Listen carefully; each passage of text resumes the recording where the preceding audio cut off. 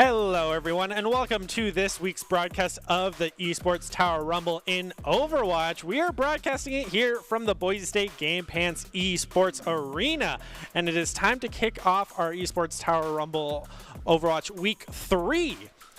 And with the Overwatch 2 beta coming around this month, the Esports Rumble is throwing in a huge twist. They decided to get ahead of the curve, and so this whole scrim took place on a custom server that the Overwatch League, the OWL teams, have been using to get ready for Overwatch 2. So we have a huge changes, and it's going to be 5v5 like Overwatch 2 is going to be. I'm your host, Brenner Braylad, and joining with me to call all of the action is Colby D'Angelo Alloway. So with a huge change-up going into Overwatch 2, what are we looking and hoping to see here? So first of all, we are super excited to be playing on the Overwatch 2 rules. I cannot be more hyped that we're doing that tonight. And the biggest change that I would say is one of the more impactful ones is Doomfist is now a tank hero with 500 HP and a bigger hitbox. It does still seem like, because of those changes listed, he does still have the one-shot kill ability, which would be huge for a tank and not necessarily in a good way, especially with CC being less prevalent in Overwatch 2. Like lots of CC heroes, for example, Mei, her CC now slows instead of just full stunning, and ultimately CC kind of feels bad in games, and so I understand why they're getting away from it, but Doomfist feels almost a little bit uncounterable the way things currently stand. But there's also some very big other hero changes, like Bastion and Sombra have the most significant changes that, I mean, Overwatch has talked about, and this is already public knowledge, this is not anything new, but Bastion now has the 10-second turret, right? The movable turret form, the sticky grenade instead of self-heal, and a semi-auto non-turret form, which is a difference from the way he currently shoots. And the ult is now 3 barrage charges instead of tank form. It's just like this airstrike that goes up and then comes down. Mortar. And then yes.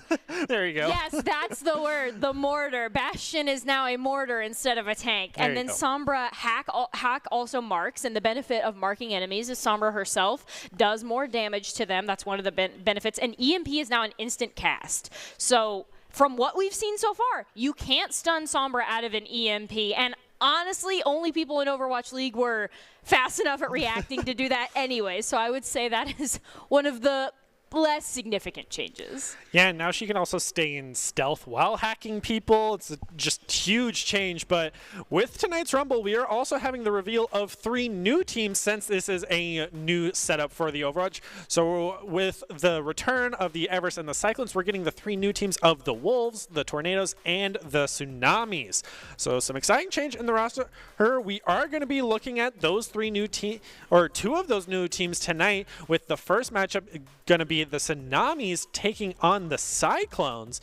So exciting matchup to look forward to, and a new debut for this team. So they're going to need all the help they can get, and we can give it to them through Doc's keys to the game. And in Overwatch, that's to never take a fair fight. But what does that mean? Take fights in unexpected places when they are unprepared, and of course, tempo, tempo, tempo.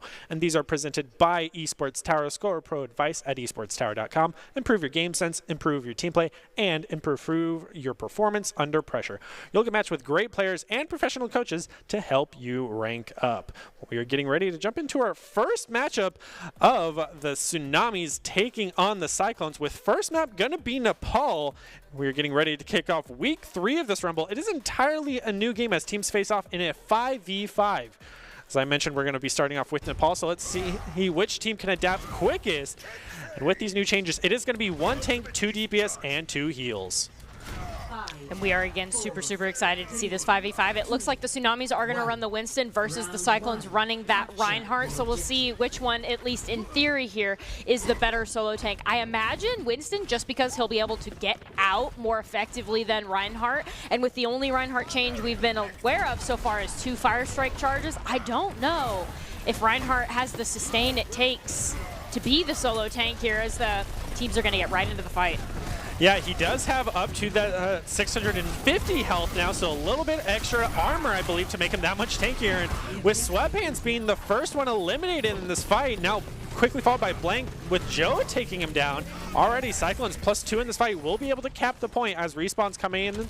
So Tsunamis have to, or Cyclones have to retreat. No, Tsunamis, because they swapped Sweatpants.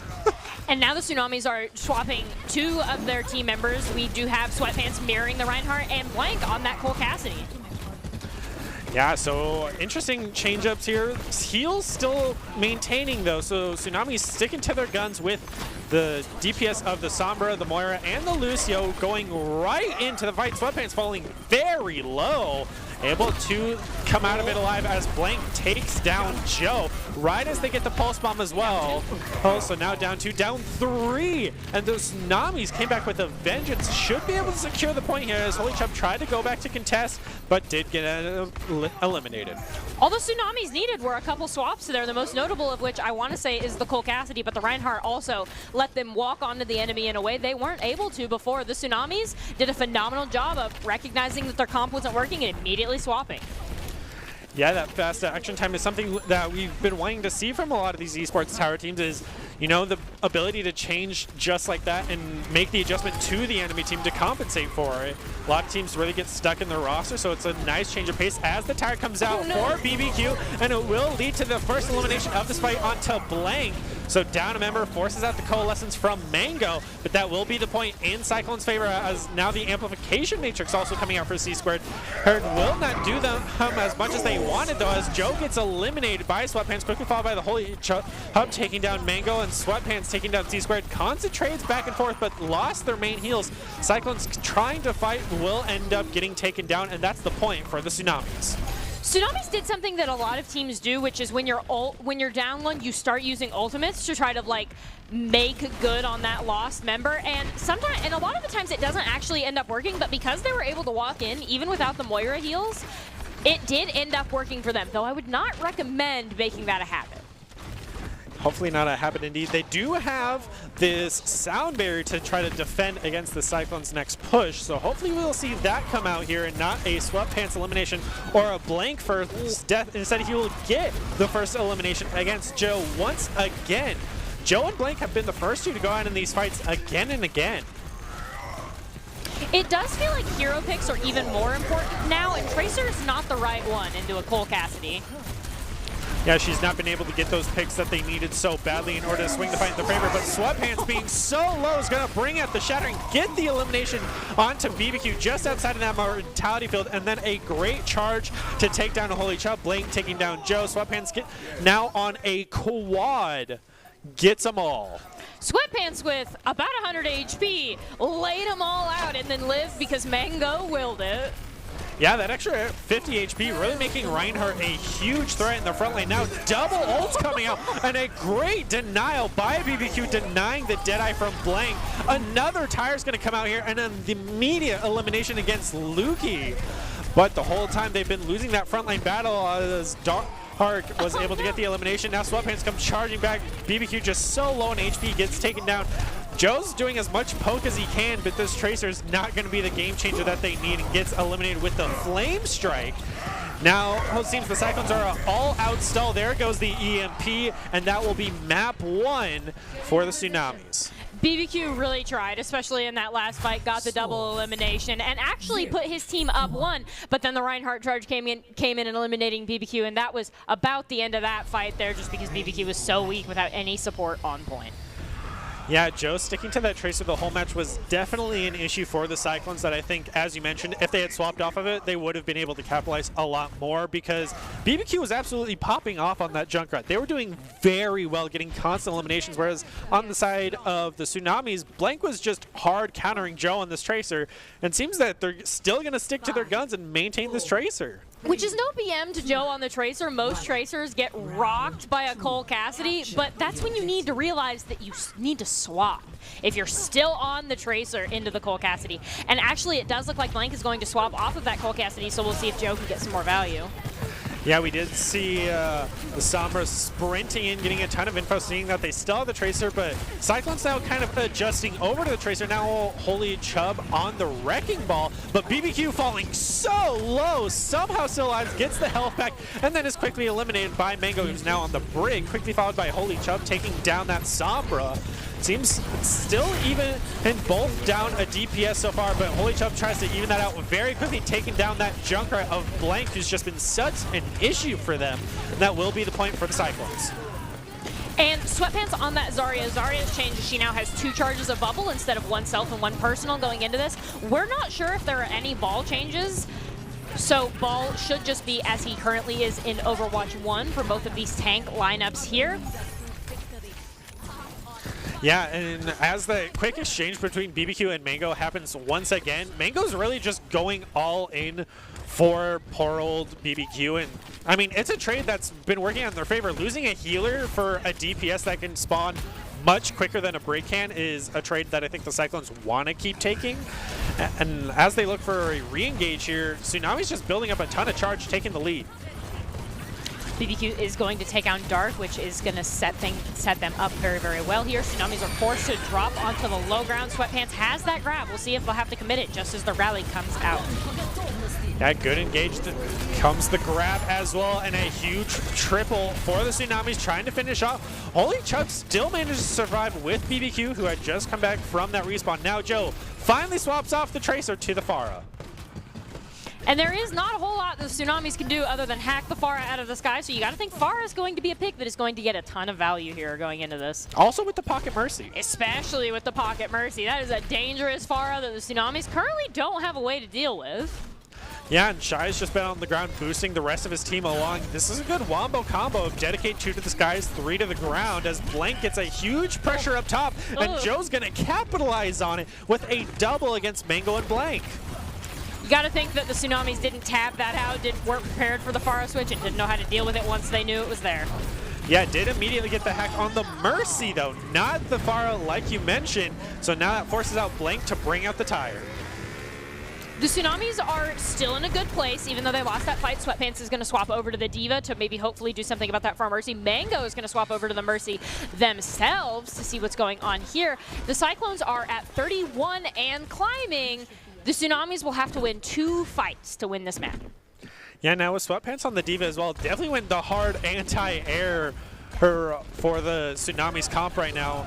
Mango's definitely the interesting pick, but Blank back on the Cold Cassidy, as you mentioned, and takes down BBQ. Oof. These 2 DPS players have just always been the first to be eliminated since Joe has made the swap.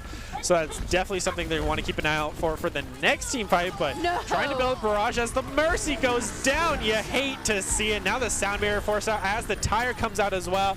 Hell, Cyclone's committing everything. It's just a battle of cat and mouse for Joe. Drops down to 3 HP. Finally got him. And will get finally taken down, as you mentioned, by Blank. Blank on this Cold Cassidy's a threat. Absolutely, especially with Mango as the Mercy pocket there. That is a pocketed Pharah versus a pocketed Cole Cassidy, and Blank has been showing exactly why Cole Cassidy's a perfect Pharah counter. Yeah, and with Sweatpants on the tank roll is something we have not seen in a long time, so it's a nice return, something they want to try out, and it's working out for them in strides here as Blank eliminates BBQ again. Holy Chubb going to throw down the mines on the point. Joe bringing out the barrage, quickly countered by the Deadeye from Blank. Now bringing out both Valkyries for both teams. A 3-man EMP is going to come out for the Tsunamis and get the elimination onto C-Squared. Her Blank's going to get a great flashbang against Shy, but it's still a brawl on the point. And surprisingly, Cyclones being down 2 members secures it. Now bringing out the self-destruct from Sweatpants, able to pick up BBQ again. He has to have the most deaths at this point, as Tsunamis want to try to return this point to their clutches. The Holy Chubb is going to go down at this point. The Cyclones are just throwing bodies on the point, and you have to think that's not looking too good for them as Joe and C-Squared are also going to be eliminated. But what else can you do 99 to 90 other than throw your bodies on the point? Though it looks like the Tsunamis are just going to clean that up. Mango gets the melee kill onto Shy Pengi. We love a battle Mercy, but it's continuing. Now BBQ on the Tracer, just touching as best they can, still manages to survive, forces out the Deadeye for zoning, does not get the elimination, but that little extra damage. BBQ is just still trying to touch. If they can regroup as 5, Cyclones could swing it. They just need that 1 elimination to give that a +1 in the fight. At this point, Blank just standing in the corner trying to get some shots on, able to flash bang Shy, but this Lucio is untouchable on the point. Look at which Ball's going to join. That is 3 members on the point at once. Drop that to 2 members as the Holy Chubb is going to be taken back. And then Tracer and C-Squared get their C-Squareds down. That is both DPS on the point still, though, which is almost more members than they've been able to have so far. Ooh, that might be it. And there it goes. They maintained overtime for far too long. Valiant effort, and some target focus was lacking if you're able to maintain OT for that long. Yeah, well, Cyclone's proving you can only go out alone and get you so far. Ultimately, if you want to increase your chances of success, you have to level up your teaming skills. We just saw that in the last play with just an all-out panic on Nepal to just throw your bodies on the point and try to get that overtime. But you can see how talented these players are. Esports Tower really takes their time to create teams of well-matched teammates. Of course, I'd like to do a shout-out to the coaches, and for those of you watching who haven't checked out Esports Tower Clubs, you should. It's a fast track to rank up.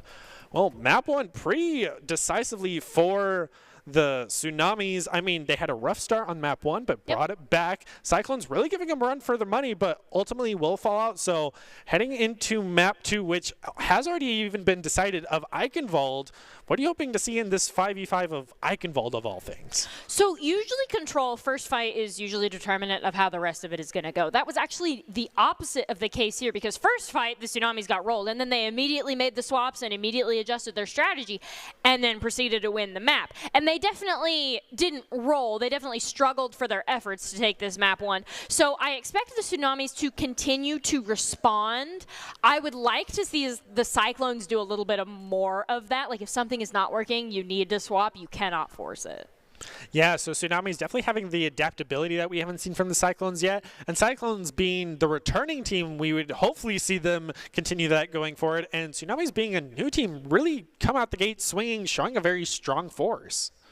And I will say that there's a lot more brawl than we expected on Control Point, because we were expecting kind of, or at least I was expecting Overwatch 2 Reinhardt to not necessarily be a tank that was as well utilized as he was first point on Control, just because the fights are going to be so scrappy and Reinhardt usually needs people behind him to go in. But both teams actually still played together with their Reinhardt, even as like two separate fights were taking place. It kind of felt like sometimes there's the Reinhardt in the front line with the Moira was the way we saw it divided, and then the DPS and the Lucio were off doing their own thing. But both sides were able to get value. Yeah, it seems adding in 2 flame strikes for Reinhardt has just increased his damage by that much, because now he can deal 200 damage rather than the classic 100 per strike. So he's just really coming to par here, and the extra 50 health making him that much more tankier has just put him above the bar, I guess. Fulcrum is running that Reinhardt on that choke here, which ultimately should be a solid pick here, getting both of his fire strikes out to get some ult charge. That only ends up with 5, though. Yeah, they must have nursed that value, but Joe on the Torb is going to get first elimination against Blank with the turret. Not even his own elimination, but turret will get quickly taken down. But now, Dark going back and gets C squared. That's main heals gone for the Cyclones, and Tsunami's just going to take that advantage and keep pushing. And now Mango taking down BBQ, continuing this push forward, takes down the turret, and looking for the next one as the Whitson just goes flying in of Sweatpants. He's looking to take down Joe on this Torb, who's been a nuisance so far. Even the hack going out against Joe, as finally Fulcrum's able to take down Sweatpants, but Joe will finally get taken down by Mango. So now it is a 4v3 on this point. Fourth member just now coming back for the Cyclones, now 4v4. You'd hope Cyclones win this having the tank and getting the elimination on Taluki. That should be a reset for the Tsunamis. C-Squared got back just in time to stop the rest of their team from dying, and honestly, Cyclones did a phenomenal job rotating there. Immediately after C-Squared died, they all went back to point, and they were able to sustain just long enough for their Baptiste to get back. Yeah, so now looking for the next fight. Hopefully Cyclones don't get C-Squared picked off this early. That's going to be their #1 priority, is don't lose him first. Because also he's so close to that purification matrix, and he gets it right as Joe gets the elimination onto Sweatpants. So they do have the edges in this fight. They will have to worry about the coalescence from Mango as Sweatpants swaps over to the Reinhardt. Seems like they're just going to go for the reset. Sweatpants read my mind. I was just about to say, man, it's going to be really hard for a monkey to keep jumping into that Junkrat, Torb, Reinhardt, Baptiste. But then he immediately swapped to the counter Reinhardt. Yeah, Hanzo, and also interesting choice with how brawling it is, but Fulcrum with a huge triple, and that's a team wipe like that. Not even like team follows up on the elimination or you swing. No, that was just 3 people that had the hammer brought down on top of them, and that's a feels great for Fulcrum. Yeah, having that 250 damage within the 1.75 meters from the Rhine is just, with how brawly this style of gameplay has been, it's going to favor that Shatter, and they're going to have to be calling that out faster than ever now, with BBQ kicking this team fight off, and Dark with an EMP, but quickly countered by a two-man tire. Main heals down, DPS down, BBQ now on a triple, taking down Sweatpants. Fulcrum getting the fourth on Deluki, so close to that team wipe, unable to get Mango though. BBQ is the price, but for a one fight, ultimately a small price to pay. BBQ will have to be back within the next, before the Tsunami's next engage here, and I don't think he will, so the Cyclones are just effectively down one. Yeah, hopefully Junkrat, one of the fasters, might be able to get back in time, but Luki gonna engage with the sound barrier, gets at least 4 of his members, but Joe still gets first elimination against Sweatpants. Maybe he's overly aggressive. We weren't able to see that, as Blank and Dark able to even things back out, taking down C-Squared and Shy, quickly followed by BBQ, even things out, taking down Dark. But with Luki and Blank getting the final 2 remaining members, Tsunamis should be able to secure the point. They just need to take down BBQ, and they get it. BBQ got back a little bit late there, going to get the counter pick onto Blank, but that will be ultimately of no consequence here, as the card is going to rock, and Blank should get that instant spawn there, and there they are. Yeah, with how many changes they've brought in so far, I'm surprised we haven't seen a bit more bigger plays yet so far. It's just been nonstop brawls and brawls. Now Sweatpants bringing out the Shatter, lands onto 2 members, gets the elimination onto Shy, who was one of the 2. So Cyclone's gonna have to play a healer down, but Lucy of all people is the one you want to go down, seeing as he can come back faster than anyone else. Joe's gonna get the elimination, make that 2 onto Sweatpants, and Blank trying to reclaim this card. Joe's been an absolute terror on that Torbjorn, especially to Sweatpants, but even the turret has been getting value on everybody else. And I mean, there he is again, getting that elimination onto Mango. I guess not having that second tank to block both the turret and the DPS is just really hurting, and just showing the power of Torbjorn, which is something I thought I would never say, as we hear the molten core of Joe come out from that high ground that we all know is the strongest thing in the game. Does not get an elimination with how spread out it is and no members on cart. A huge trade with Joe trading out, taken down by Blank, but able to take down Luki. So Tsunami's down a healer, but Blank trying to even things out, taking down C-Squared. Now both teams down a healer, but Cyclone's at the disadvantage with the longer respawn walk timer, and already Luki is back with Blank. Now, or no, BBQ bringing out his own tower. Sweatpants is going to play Ring Around the Rosie with the Riptire and end up coming out alive, which is pretty good. Surprisingly, but BBQ gets the elimination against Mango, stopping the car as quickly as he can. Blank trades him out with the trap. He dies to trap. He must have been very low. I think the Tsunamis at this point might want to consider swapping that Sombra, even as they have EMP. Maybe use the EMP and then immediately get off that, because they just cannot compete with the Cyclone's damage right now. Yeah, especially now that Cyclones finally have a spawn advantage, getting right close to that first checkpoint. A huge 3-man EMP gonna land on two of those members who get quickly eliminated by Sweatpants and Blake, but Fulcrum coming back with a vengeance, taking down Sweatpants. Now Joe's now on the Cold Cassidy, takes down Blank, with Fulcrum getting a double, now a triple. Both heals down, almost a team kill. Imagine committing 2 ultimates just to have them walk into you and lose.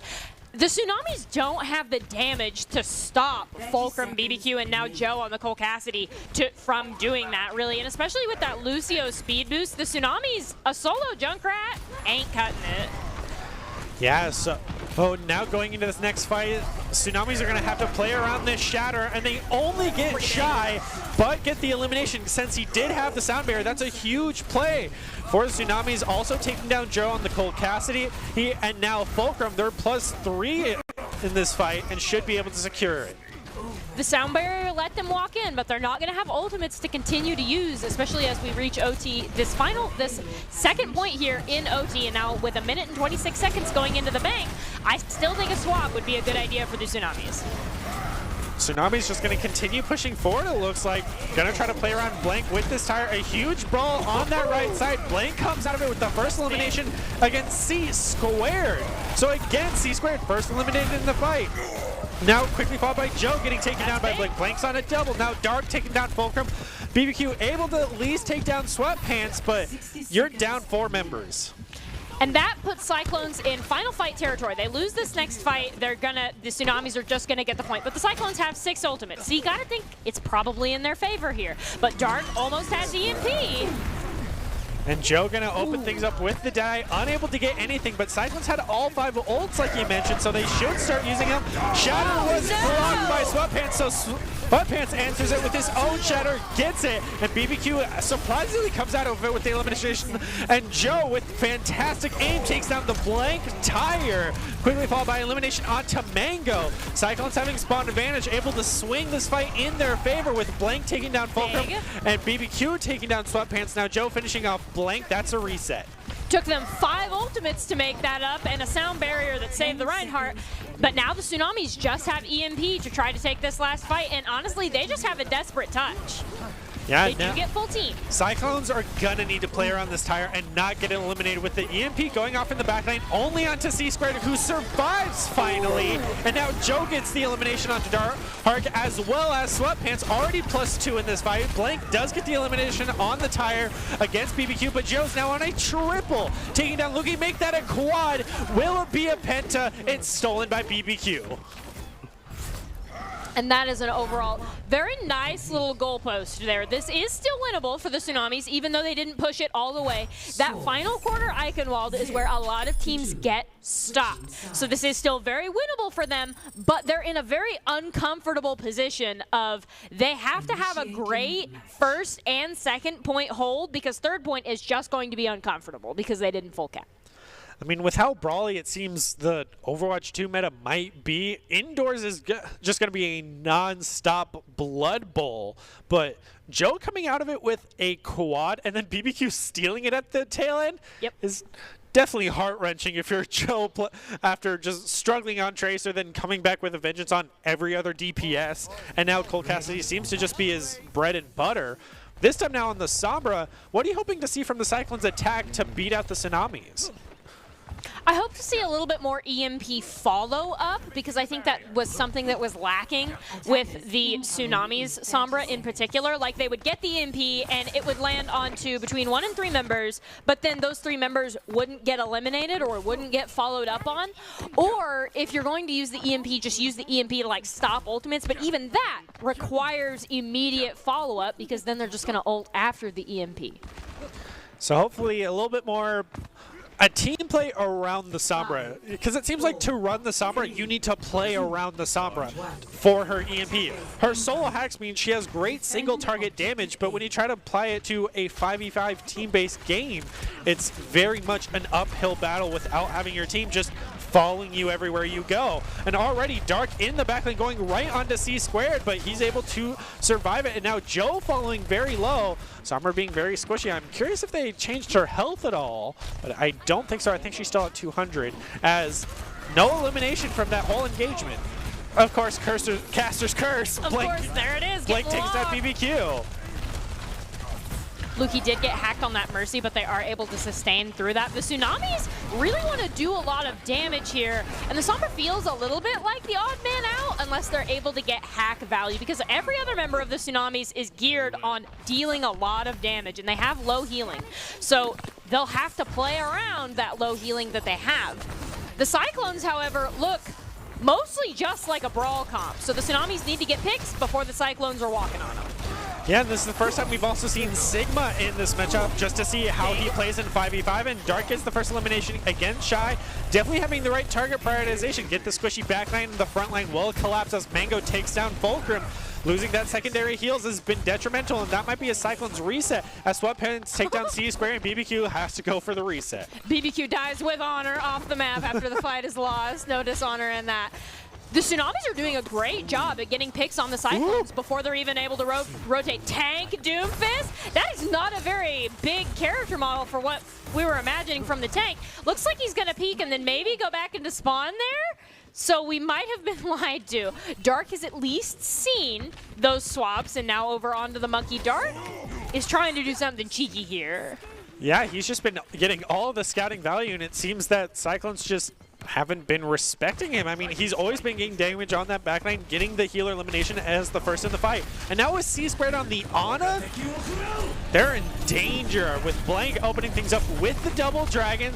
2 more ults come online for the Tsunamis as Dark engages on C-Squared, but Fulcrum ends up getting the Discord Orb in the front line. Might have to jump back to save his heals, forcing out the Transcendence from Mango. Tsunami's just building up ults where Cyclones have yet to get one.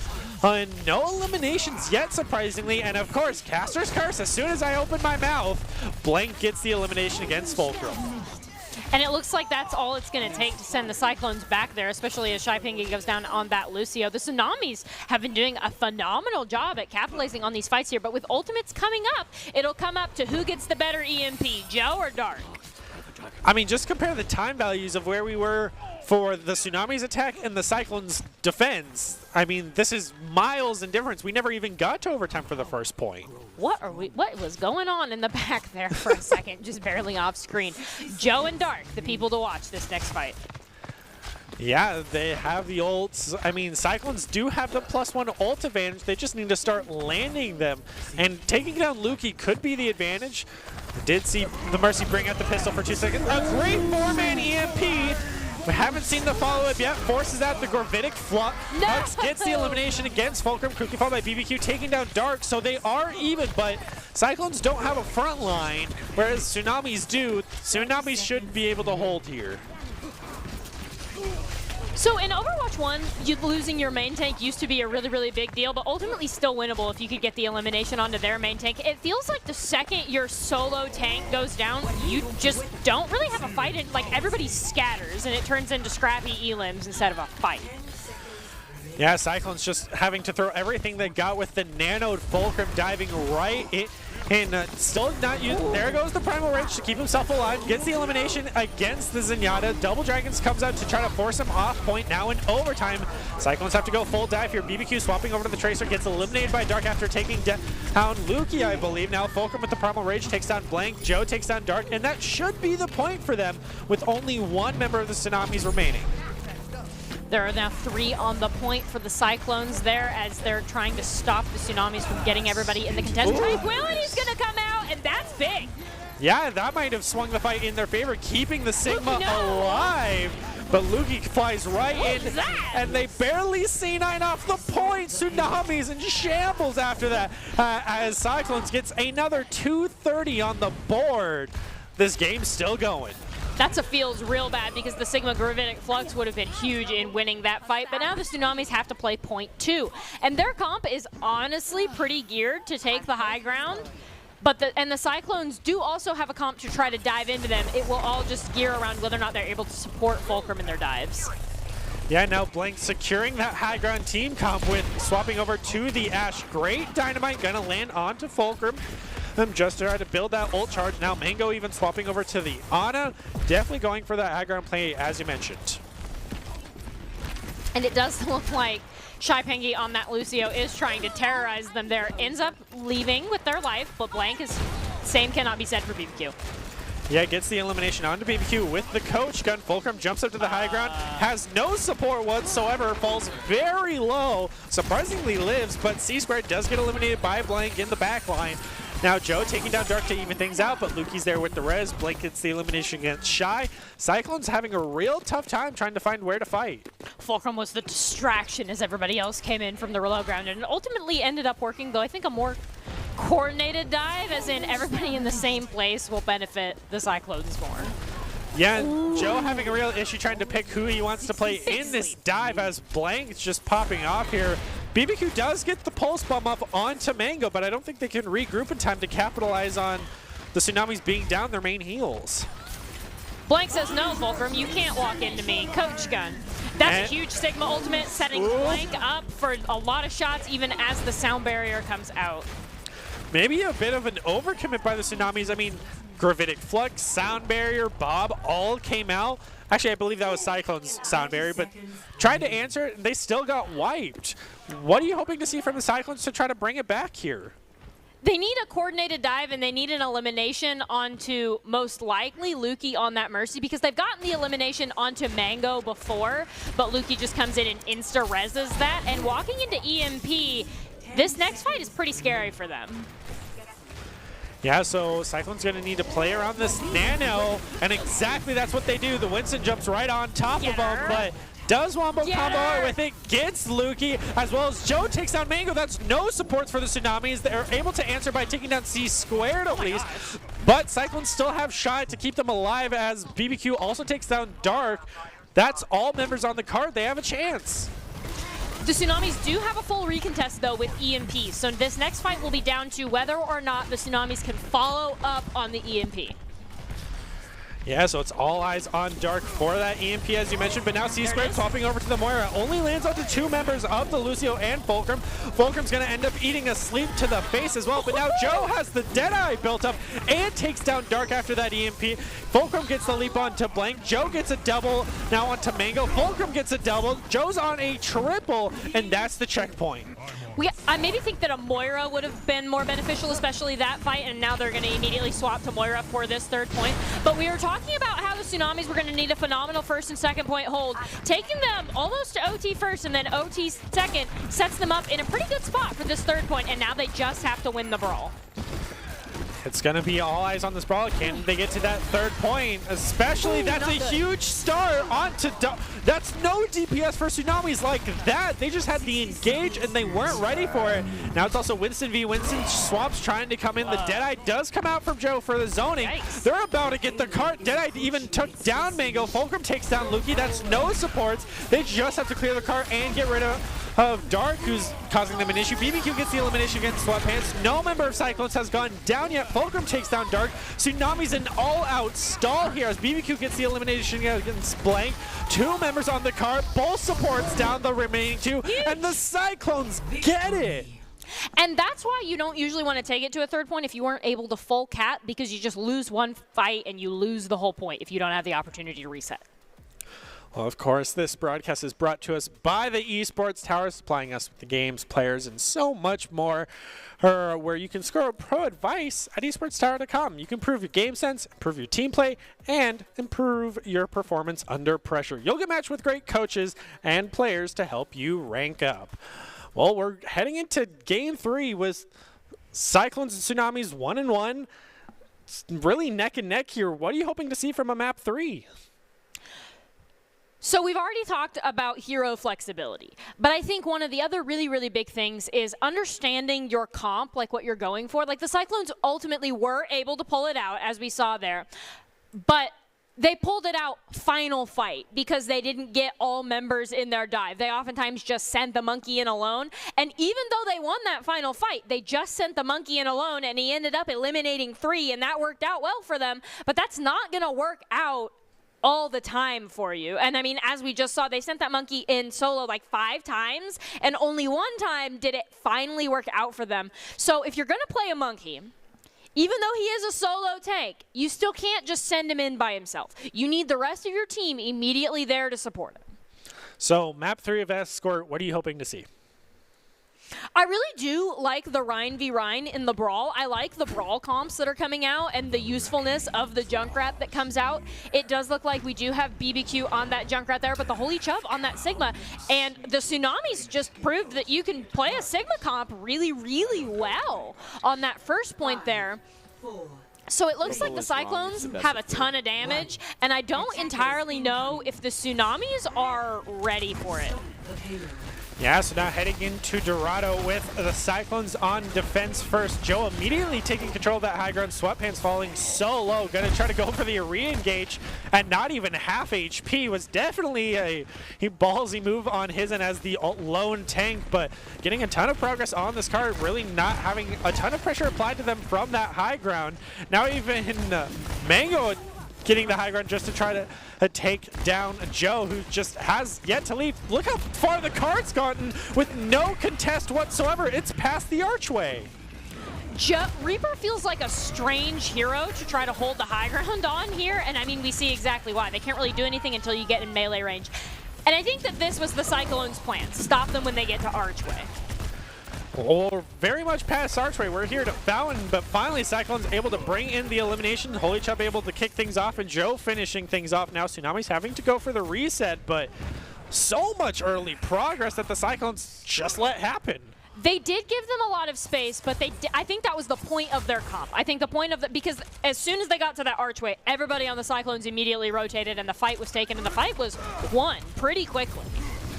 The Yeet Rock trying to find something, wasn't able to hit the shot, but Tsunamis with Blank and Mango on the pharmacy combo. Mango's so low! Lucky to survive, but starting to rain down the rockets, really have no anti-air. Cyclones are in trouble as they lose BBQ, but Tsunami's holding on to the ground game as Sweatpants brings out the Primal Rage to take down Holy Chop and C-Squared as Blank takes down Shy. That's a two-piece for both of them. Luki is able to get one as well. That should be checkpoint 1. Tsunami saw their opportunity and they took it. They're like, huh, Cyclones are Junkrat Reaper.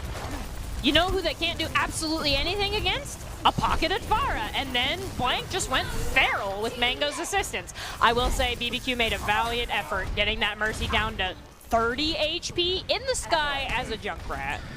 Yeah, C-Squared's going to bring out the rally just to try to keep his teammates alive, but you could see Dark all the way in the back, going to hack Shy, tries to get the elimination, probably forces out the Immortality field, but he's all the way separated from his team. Finally, he's going to have to rotate back around. Cyclone's very split up here as once again Tsunami's just getting a ton of free distance on this card. I think the Cyclones are kind of on their back foot here. They haven't completely figured out how to counter the Pharah. Ooh. And right as I say that, the Pharah barrage is in. You know, you're a sitting duck for Joe at that point. Yeah, definitely very much farther away than she should have been for that barrage to get the damage value out. Fulcrum once again, or Sweatpants this time. I'm jumping right up with the Holy Chum going to answer with the Gravitic Flex. Now Mango brings that out the Valkyrie to keep him alive. Sweatpants even going to activate. EMP from Dark's going to come out. Sweatpants continuing with the Primal Rage to try to get those eliminations. Mango comes back with the res. Tsunami's still in this fight, able to take down Joe. This might be checkpoint number 2. The Cyclones had one bright spot when they eliminated Blank, but then it looks like they don't actually have an answer for the Pharma or anything the Tsunamis are doing, really. Dude, the Mercy meta's coming back with one tank. She's just a god here. Joe's trying to be the anti-air and is quickly booped off almost all the way off the edge. C-Squared having to come back with the rally once again. Shy did use the Amplification Matrix to zone them off, but Mango is there with the res onto Sweatpants as she gets eliminated. And Joe with the data to finish off Blank. That's a reset for the Tsunamis. There's the end of that fight there, and took the Cyclones a while, but I think they definitely have a strategy here. That Cole Cassidy is still going to struggle, and Blank's going to swap to the counter Cole Cassidy, so they're not going to struggle against the Pharah. The Cyclones have the high ground advantage, though. The Tsunamis are going to have to come up with something clever, and it looks like they're doing some swaps there. Mango over on the Ana instead of on the Mercy, likely to support the Winston and play for Nano, and hopefully send that nanoed Winston onto the high ground. But the Cyclones aren't actually taking the high ground, which I think is not a wise decision for them. I mean, one strategy that I've seen from the Tsunamis is send Dark in, immediately try to get a support, and then play off that. But with BBQ getting the first elimination against Blank, that might already mean they have to play much further back and wait for his return. A great rock from the Holy Chop is going to nail right Luki in the face, and that's the elimination. Main heals down. That's a reset. The Cyclones were able to clutch that through a sniped rock and BBQ getting a nice little pick before the fight begins, but they're playing low ground onto high ground, and it looks like they did rotate high ground, which is good and is exactly what they should be doing. Dark in the back line. They don't know. I don't think they know he's there yet. That's scary. I mean, he's crouch walking, just looking for that opportunity. Oh, they found now him. They went low ground, jumps right into the fight. Sweatpants does it, or is able to charge the Primal Rage and uses it immediately to get the elimination onto C-Squared. This fight's still continuing, trying to get that card, lost a lot of progress. Now both supports down. Luki gets the elimination against BBQ as well, as we can't see it off the side, but now Sweatpants also taking down Joe. That's a near team wipe for the Tsunamis. That's the checkpoint. It really feels like with these Sombra changes, if you don't scout her out and she's able to get right on top of you like that, there's not a whole lot you can do once your Baptiste is immediately hacked and you aren't able to eliminate the Sombra. Yeah, engagement happening off camera as Mango gets the elimination against Shy with that nade, no less. Not even shooting, just hit him in the face with it. But now the Nano's coming out onto Sweatpants again. I haven't seen a Nano on anybody but the tanks yet. And Monkey's a prime nano target, so I definitely would say that is understandable. We've seen Monkeys get huge value with the nano. Maybe not diving that Cole Cassidy by yourself there, Sweatpants, as they are going to back off and end up living. Yeah, looking for one more. That nice double anti to both DPS was good, but unable to capitalize. A great Deadeye puts Lukey so low. He will get eliminated by the Gravitic Flux, but Holy Chump's going to get a second with Sweatpants falling. Now BBQ brings out the tower to take down Mango. He did end up falling to Dark, but that's a near wipe for Tsunamis. That's a reset for them. I think as a solo tank, it's much harder than with another tank that will go with you because you have to get people that are outside of your role to go with you, and you have to play much, much more coordinated if you're going to run that Monkey. That said, I think the Tsunamis are doing a phenomenal job at doing that. Yeah, Joe even swapping back over to the Reaper in a portion of the map that definitely favors Reaper a bit more as he gets the first elimination of this fight against Blank. A good +1 here, but with 4 ultimates stacked up for Tsunamis, they might just play for the time, wait for them to regroup and push in with all 4. And if they did win one fight here, they would be able to take the point into that, closer into that circle of the final point and force the Cyclones to throw bodies on point. So they just need to win the one. Sweatpants going in all by his lonesome with the Primal Rage, trying to focus down BBQ, but just surviving since his whole team rotated to keep him alive, whereas the Holy Chump just held the front line by himself. Seems tanks are just able to pop off here as the EMP comes out, and Blank Wombo combos it with the Deadeye onto the Holy Chump. Now Dark gets the elimination against Joe, and Blank gets it against C-Squared. They're +3 in this fight. He now +4 with the elimination against BBQ. That might be the point, but Holy Chump gets there just in time with the Wrecking Ball as the anti-lands right in his face. But Joe is able to get the Death Blossom in time. Huge bubble. Able to get it onto Blank, just able to get out of the bubble from Sweatpants as Mango gets the elimination against C-Squared. BBQ's going to end up suiciding as Joe comes back with a vengeance and gets a 2-piece. Seems Tsunamis might be struggling a bit here. Only Mango remaining of the Ana, surviving much longer than I'd expect, but that will be it. 1.53 meters away from checkpoint 3. Joe came in with that Reaper on the point, used the Death Blossom as the engage. Sweatpants had a pretty big bubble. That would have been a 3K if the bubble didn't come out, and it ended up just being a 1K. But that 1K was enough, especially because Joe immediately came out of that Death Blossom and proceeded to get 50% of the way to another one. Yeah, so as we take a look back at the replay, so long ago it feels like, all the way at the first checkpoint, Sweatpants just popping off with this Winston, but he popped off because he went in and had his team with him, which is something I definitely think of note, because if we take a look at that very final fight, he dove 4 members by himself with Primal, all on BBQ, and didn't get the elimination.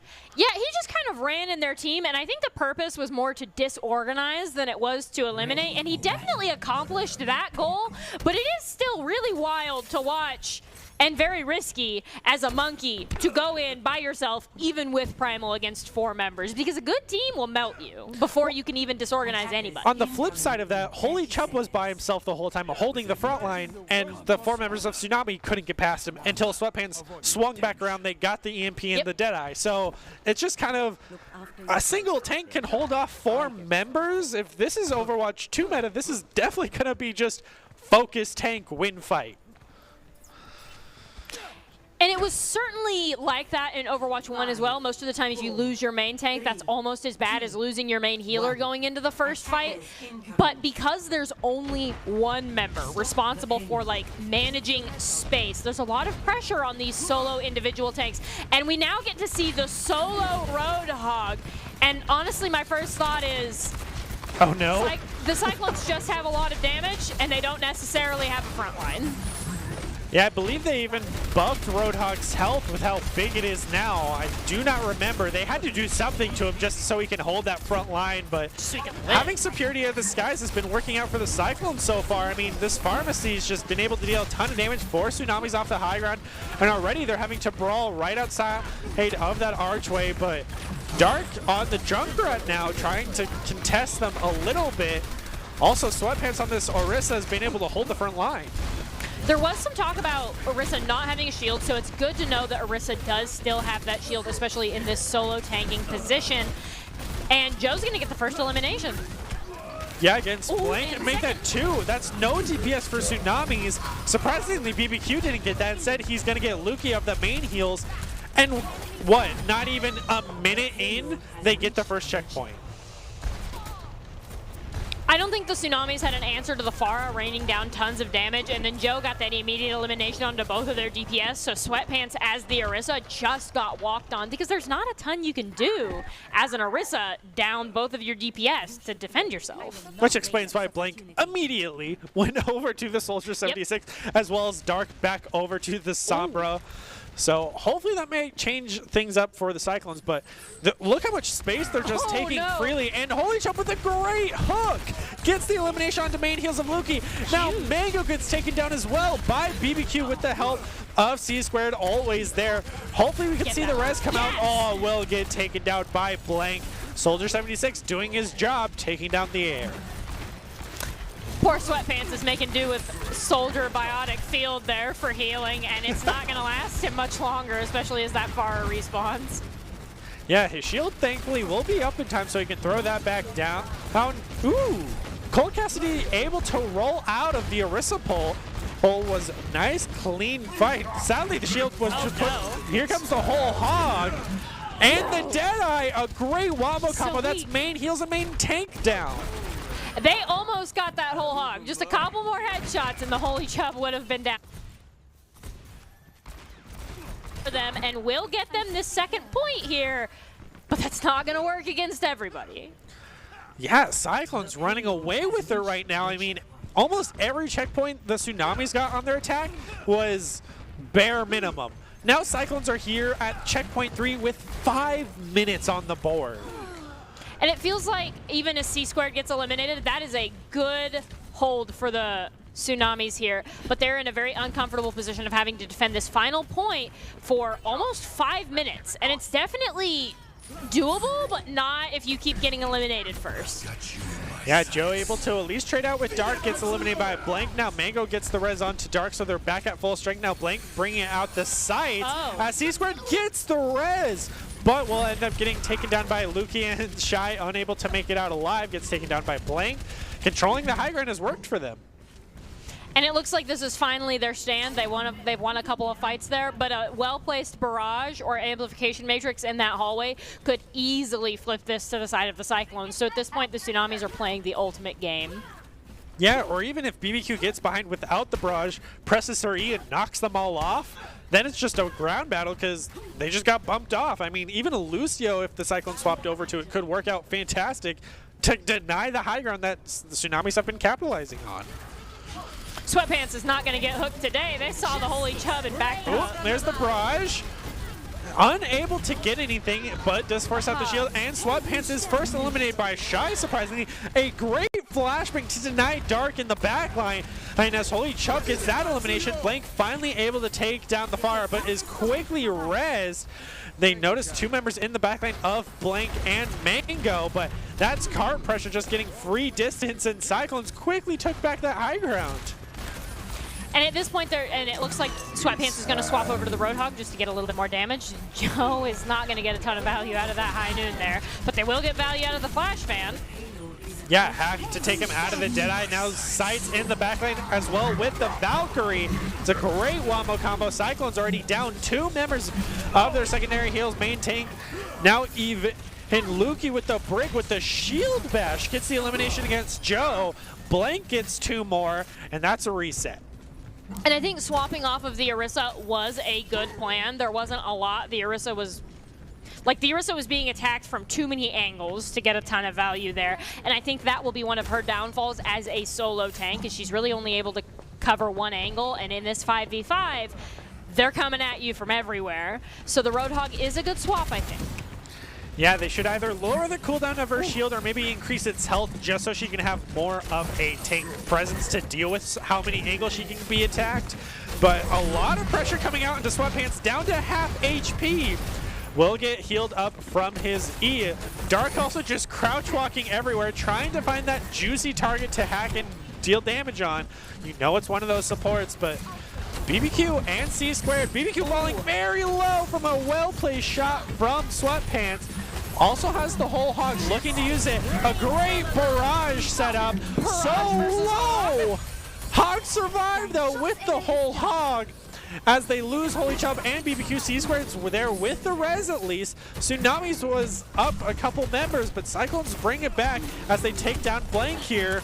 Continuing the push, now even taking down Dart. Tsunamis do have spawn advantage, but it's war of attrition at this point of constantly eliminations of throwing their bodies on the cart as Joe with a great Deadeye takes down Mango. Now Luki coming in with the rally to try to keep his teammates on the cart. Holy Chub also doing their best to just try to 1v1 Sweatpants. But that rally will end up getting inspired. A great hook taking Baptiste off the high ground, but is quickly replaced up there thanks to his passive of that control. The Frog Leap even gets the elimination against Sweatpants. Oh, no. The res goes through as C-Squared gets eliminated, but Mango is quickly eliminated by BBQ, who Cyclones down the Mercy is detrimental. Now they lose Holy Chub with Sweatpants bringing out the whole hog. Joe's able to answer one with against Luki, but Cyclones need to reset here. That was a phenomenal Mercy Reg getting Sweatpants on the cart there, still as the Hog, just because Hog can self-sustain and get a ton of damage into the cart there, just as we saw them get the eliminations that have led this team to stabilize. Cyclones, even though they came to this third point with 5 minutes, they're in final fight territory. Yeah, they've just been stalled out again and again. A great hook forces out the Immortality field to keep C-Squared alive. So that's one cooldown that you need as an EMP comes out for Dark. Will not have the follow-up that they needed. Forces out the Valkyrie for Mango to keep his teammates alive. Now even damage boosting. C-Squared, the first eliminated by Sweatpants, just too aggressive, I would guess, in that front line. Even losing the high ground, Dark takes control. Tsunamis are looking very good here. Now even taking out BBQ. And with only 3 seconds remaining, Cyclones are going to have to try to win this team fight, being down 2 members. But now only being down 1-2 again as Joe quickly swaps out with Sweatpants and Mango even gets the res. Cyclones have 3 members on cart, brings out the whole hog to try to continue it. Unable to get the hook off in time to deny the double dragons, and that's all 3 remaining members taken down by the whole hog and the double dragons, with only BBQ remaining on this Tracer to stall as much as they can. Overtime ticking down. Tsunamis will come out on top. Risky reses are the name of Mango's game, and it ended up working out for them. Phenomenal job on that Mercy there. Yeah, so Tsunamis pulling out the first win in kind of this Overwatch 2 pre-beta, I would call it the alpha, but test trial of Overwatch 2 of how it might play out, because we're in Overwatch 1, but test trial, yeah, let's go with that. But congratulations to Tsunami for the first best of 3 win, and that's going to have them head into the next matchup, or actually kind of losers bracket. We want to showcase another new team, so it's going to be the Cyclones taking on the Wolves. So Tsunamis being the new team, pretty close matchup. They did great. Very close. Out of the 3 maps, I mean, we went all 3 maps is something we kind of rarely see, especially like with the Everest record of never losing. I mean, it's a nice change of pace. So we do have Cyclones taking on the Wolves, but final thoughts on that previous match? I'm a little bit worried about Orisa going into Overwatch 2 because at least from what we saw, and we have a very small sample size right now to say that anything's wrong with Orisa, but especially because Sweatpants was playing the high ground most of the time on that Orisa, and that would be where she is strongest.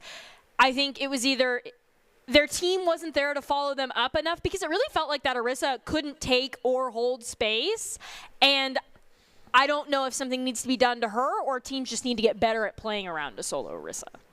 Yeah, so it's really just kind of have to wait and see how it plays out. Maybe Overwatch will end up revamping her like they have every other champion and see what changes with her. I have to wait and see. But we do have more Overwatch for you. We're going to take a quick break. We'll be right back after these messages.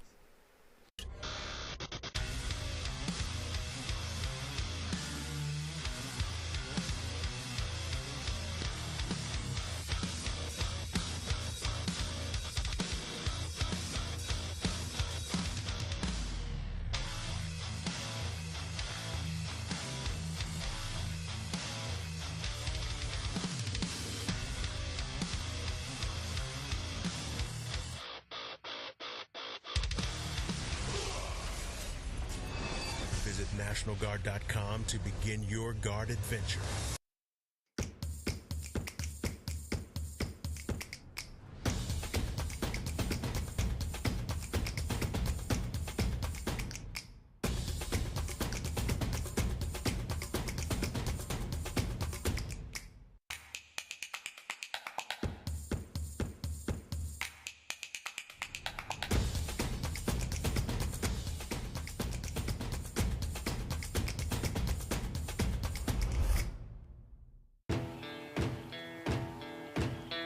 Here are a couple lessons I've learned over the years.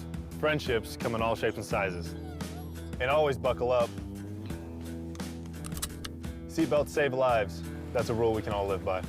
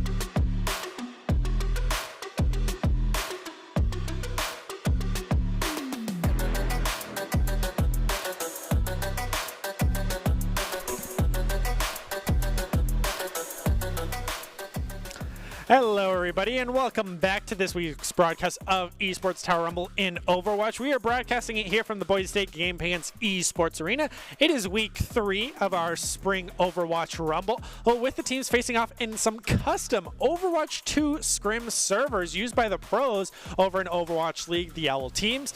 And these games are now 5v5, and already the Rumble has had plenty of action. I'm your host, Brennan Bear-Ladd. Joined with me to call all of the action is Colby D'Angelo Alloway. And we've been joined by 3 new teams for the Esports Tower. We have already seen the Tsunamis. We have yet to see the Wolves and the Cyclones, I believe. Or no, we just saw the Cyclones. Now we are going to see the Wolves take on the Cyclones. And since this is a best of 3 with what we've already seen of some of the showcases, we have yet to see Bastion, who's been one of the big changes. So what are you hoping to see from map 1 to maybe bring him out? I think people are understandably scared to play Bastion for a couple of reasons. One, you only have one tank to peel for you, and so you're going to have to rely on your other DPS and your supports to completely play around you as well.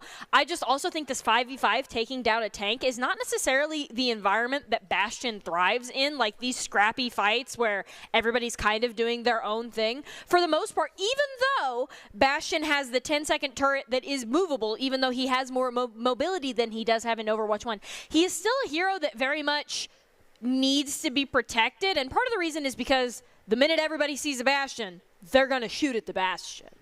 Yeah, he's definitely target priority number 1 because the point-and-click win hero of the game since day 1. So, especially with his changes, I'm curious how he will work in-game with turret only 10 seconds and can move. I mean, it's definitely a big game-changing, and especially with the DPS who can heal himself, takes the pressure off of the supports to help the tank push forward. So I think he could work really well with like the Roadhog, who can just hold the front line, deal a ton of DPS, doesn't need to really shield as much. Could be working, but have to wait and see. I mean, this is, as we called before the break, kind of competitive testing, I guess. Competitive testing. Yeah, accurate. It's not an alpha, it's not the beta, because the beta comes out later this month. So it's just kind of, we're winging it. I mean, it's Overwatch 2. We'll wait and see what happens. But as we're getting ready to jump into our match, we want to take a moment and congratulate all of the Esports Tower Club members who have graduated from the clubs and been offered scholarships across the country. Over the last 3 months alone, Esports Tower Club members have received over $1.6 million in scholarship awards. These students have not only worked hard on their in-game play, but worked hard academically and have earned these scholarship opportunities. We could not be more excited and proud to see all of these opportunities these players are getting. Well, so we're getting ready to jump into our second matchup of the night. These players are going to need all the help they can get in Doc's keys to the game in Overwatch, and that's to never take a fair fight. And that means to take fights in unexpected places when they are unprepared. And of course, tempo, tempo, tempo. These are brought to us by Esports Tower, where you can score pro advice at esportstower.com, improve your game sense, improve your team play, and improve your performance under pressure. You'll get matched with great players and professional coaches to help you rank up. We are getting ready to jump into our first matchup for the Wolves, their debut, taking on the Cyclones with map 1, going to be Oasis. So the Cyclones just coming out from a tough series against the Tsunamis, ready to start off the humble. So can they bounce back and get another one of the new teams? As I mentioned, the Wolves have to wait and see. And already out the gate, a Widow. It does look like this is a mix-up of maybe some Meridian Tech members, just as we see Daydream on that point and King Swiffer on the returning Reinhardt that has been here before. The Cyclones are definitely, they look like they're running for a modified dive, but with that Widowmaker, who is a viable dive hero, they will have to dive within sight of their Widowmaker, otherwise they'll just be down 1. Yeah, taking that high ground advantage was not even the case, as Joe gets the first elimination on a Widow against Illusion on a Reaper. Some very interesting pick, but the Law also have yet and not being able to stun. This is the new May, barely misses that charge against the Baptiste. Oh, I knew that. As Joe gets an elimination against Law, and Daydream bringing out the damage, picks up one more. It's been even between these two teams, but Cyclones will prioritize the point first. A huge harass coming out from BBQ, now on the tank roll. King Swiffer's, Illusion's being bullied. You got to think at this point, maybe they swap or respect the Widowmaker. Those are your options right now. I mean, already Fulcrum swapped off the Genji over to the Reaper to deal with King Swiffer on this Reinhardt. I mean, that extra 50 armor has just made him that much tankier, and so Reaper's just been the anti-tank 10 times more now, as he takes down the Law surprisingly first, and now the Zenyatta taking down King Swiffer. Even gets the wall hacks on. A great deny by the Genji, with Illusion now swapping off the Reaper, as you mentioned, but he will get taken down. We do see BBQ and Fulcrum have swapped roles. Fulcrum, who was previously the main tank, is now the DPS, and BBQ, who was previously a DPS, is now our solo tank on that ball there. Yeah, so Daydream in the little brawl corner will get C squared, knocked off the edge, and a great shatter is going to lead to the elimination of BBQ, who had just thrown down his mine, so at least they did get that value. A nice cooldown animation for the Flame Strike. It's just a bar now, no timer or anything, which I find really interesting. But ET Wolves need to take back this point, especially with the Law taking down Fulcrum, who's now in the Cole Cassidy off of the May. King Swiffer is now on that point, and a Reinhardt is still a menace, even with no one to back him up here. Yeah, those two Flame Strikes, being able to just both Flame Strikes take down most of the DPSs at 200 health is a huge statement in the front line. And there goes Fulcrum with the Amplification Matrix. So that's just deadly on all its own. But now the Law taking down Joe as well as C-Squared. That's a double for this Cole Cassidy. Continuing that momentum forward. They still have yet to even cap the point. Now Cyclones up to 99 in overtime. Wolves have yet to get one, and there it is. 99 to 1% and climbing. The Wolves now have to play the perfect defense game. Just because they lingered so long and never really took like a second actual fight after they lost the first one, they just kind of kept staggering in. Yeah, so now Joe swapping off that Widow over to the Cole Cassidy to try to answer the aggression coming out from the Law and how well he's just been playing this hero. Oh, but a great flashbang will land, but no elimination came from it. BBQ on this wrecking ball tries to secure King Swiffer, who's solo even with the Discord Orb. He survives. Barely. Barely, for sure, but Joe will be able to finally finish him off. And Daydream's going to have to bring out the Sound Barrier just to keep him alive, but Illusion now bringing out the Genji Blade in the backline. No nano needed. That's no supports remaining for the Cyclones. That might be a reset for them, but Joe was able to answer it, getting the elimination against him before getting taken down, but percentage is still building for the Wolves. And it looks like that Reinhardt is back on that point, and that is always scary. Reinhardt and Lucio, so he has just a little bit of support there. As long as he doesn't get directly in the Reaper's face, he should be fine. Reinhardt new one-man army, question mark? He just needs a healer? That definitely feels like what Reinhardt is in this new Overwatch 2 5v5. I mean, yeah, I mean, not there. That's a bad example. He just gets actually just wall and mauled by multiple members of the Cyclones as they get 2 more, but the Law answers it with elimination onto the Zenyatta. They are down 1 member and quickly evened out by Illusion. Now another Deadeye coming out, dashes right into it with the deflect on cooldown. Joe gets the 2-piece. We're in overtime. I'm 82 to 99. This is all out hold for the Wolves, but proof that Reinhardt's probably not the one-man army as he falls very quickly. 100 to 82, and the Wolves, I think, lost that because they weren't playing as a team. They were all just trying to individually pop off, and they never really reset after that first lost fight. Usually, when you lose a fight, it doesn't cost you 99%, but that's exactly what happened to the Wolves because they just kept, like, staggering in immediately after that. They were able to hold, even staggered, much, much longer than we thought they were going to be able to because they went all the way up to 82. Also, I want to touch on the fact that we saw Mei for probably that first minute and then immediately swapped off. So hopefully that's not a sign of she's a bad character rather than she just didn't really work in that comp. We haven't really seen much of Mei in this broadcast with these new changes. So maybe we'll see her return, maybe we won't. But jumping into map number 2, it seems the Wolves are kind of sticking to their guns on the team comp with only really the support lineup changing. Both teams are going to engage. BBQ is getting stunned out of their mind here as they're finally going to get healed. C-Squared will be first blood, however. Yeah, a good first blood for the Wolves, taking down that secondary support. I mean, Cyclone's really trying to look for a pseudo-brawl divey here, but it hasn't worked out for them as the Wolves have just been able to kind of run over them, even taking down Fulcrum now. Oh, nobody's capping the point. Guys, you got to remember, Overwatch, objective greater than kills here. They're still standing in their spawn, all 4 members, with only BBQ on this Wrecking Ball to contest. Finally, the point is capped. Now you can re-engage for the fight.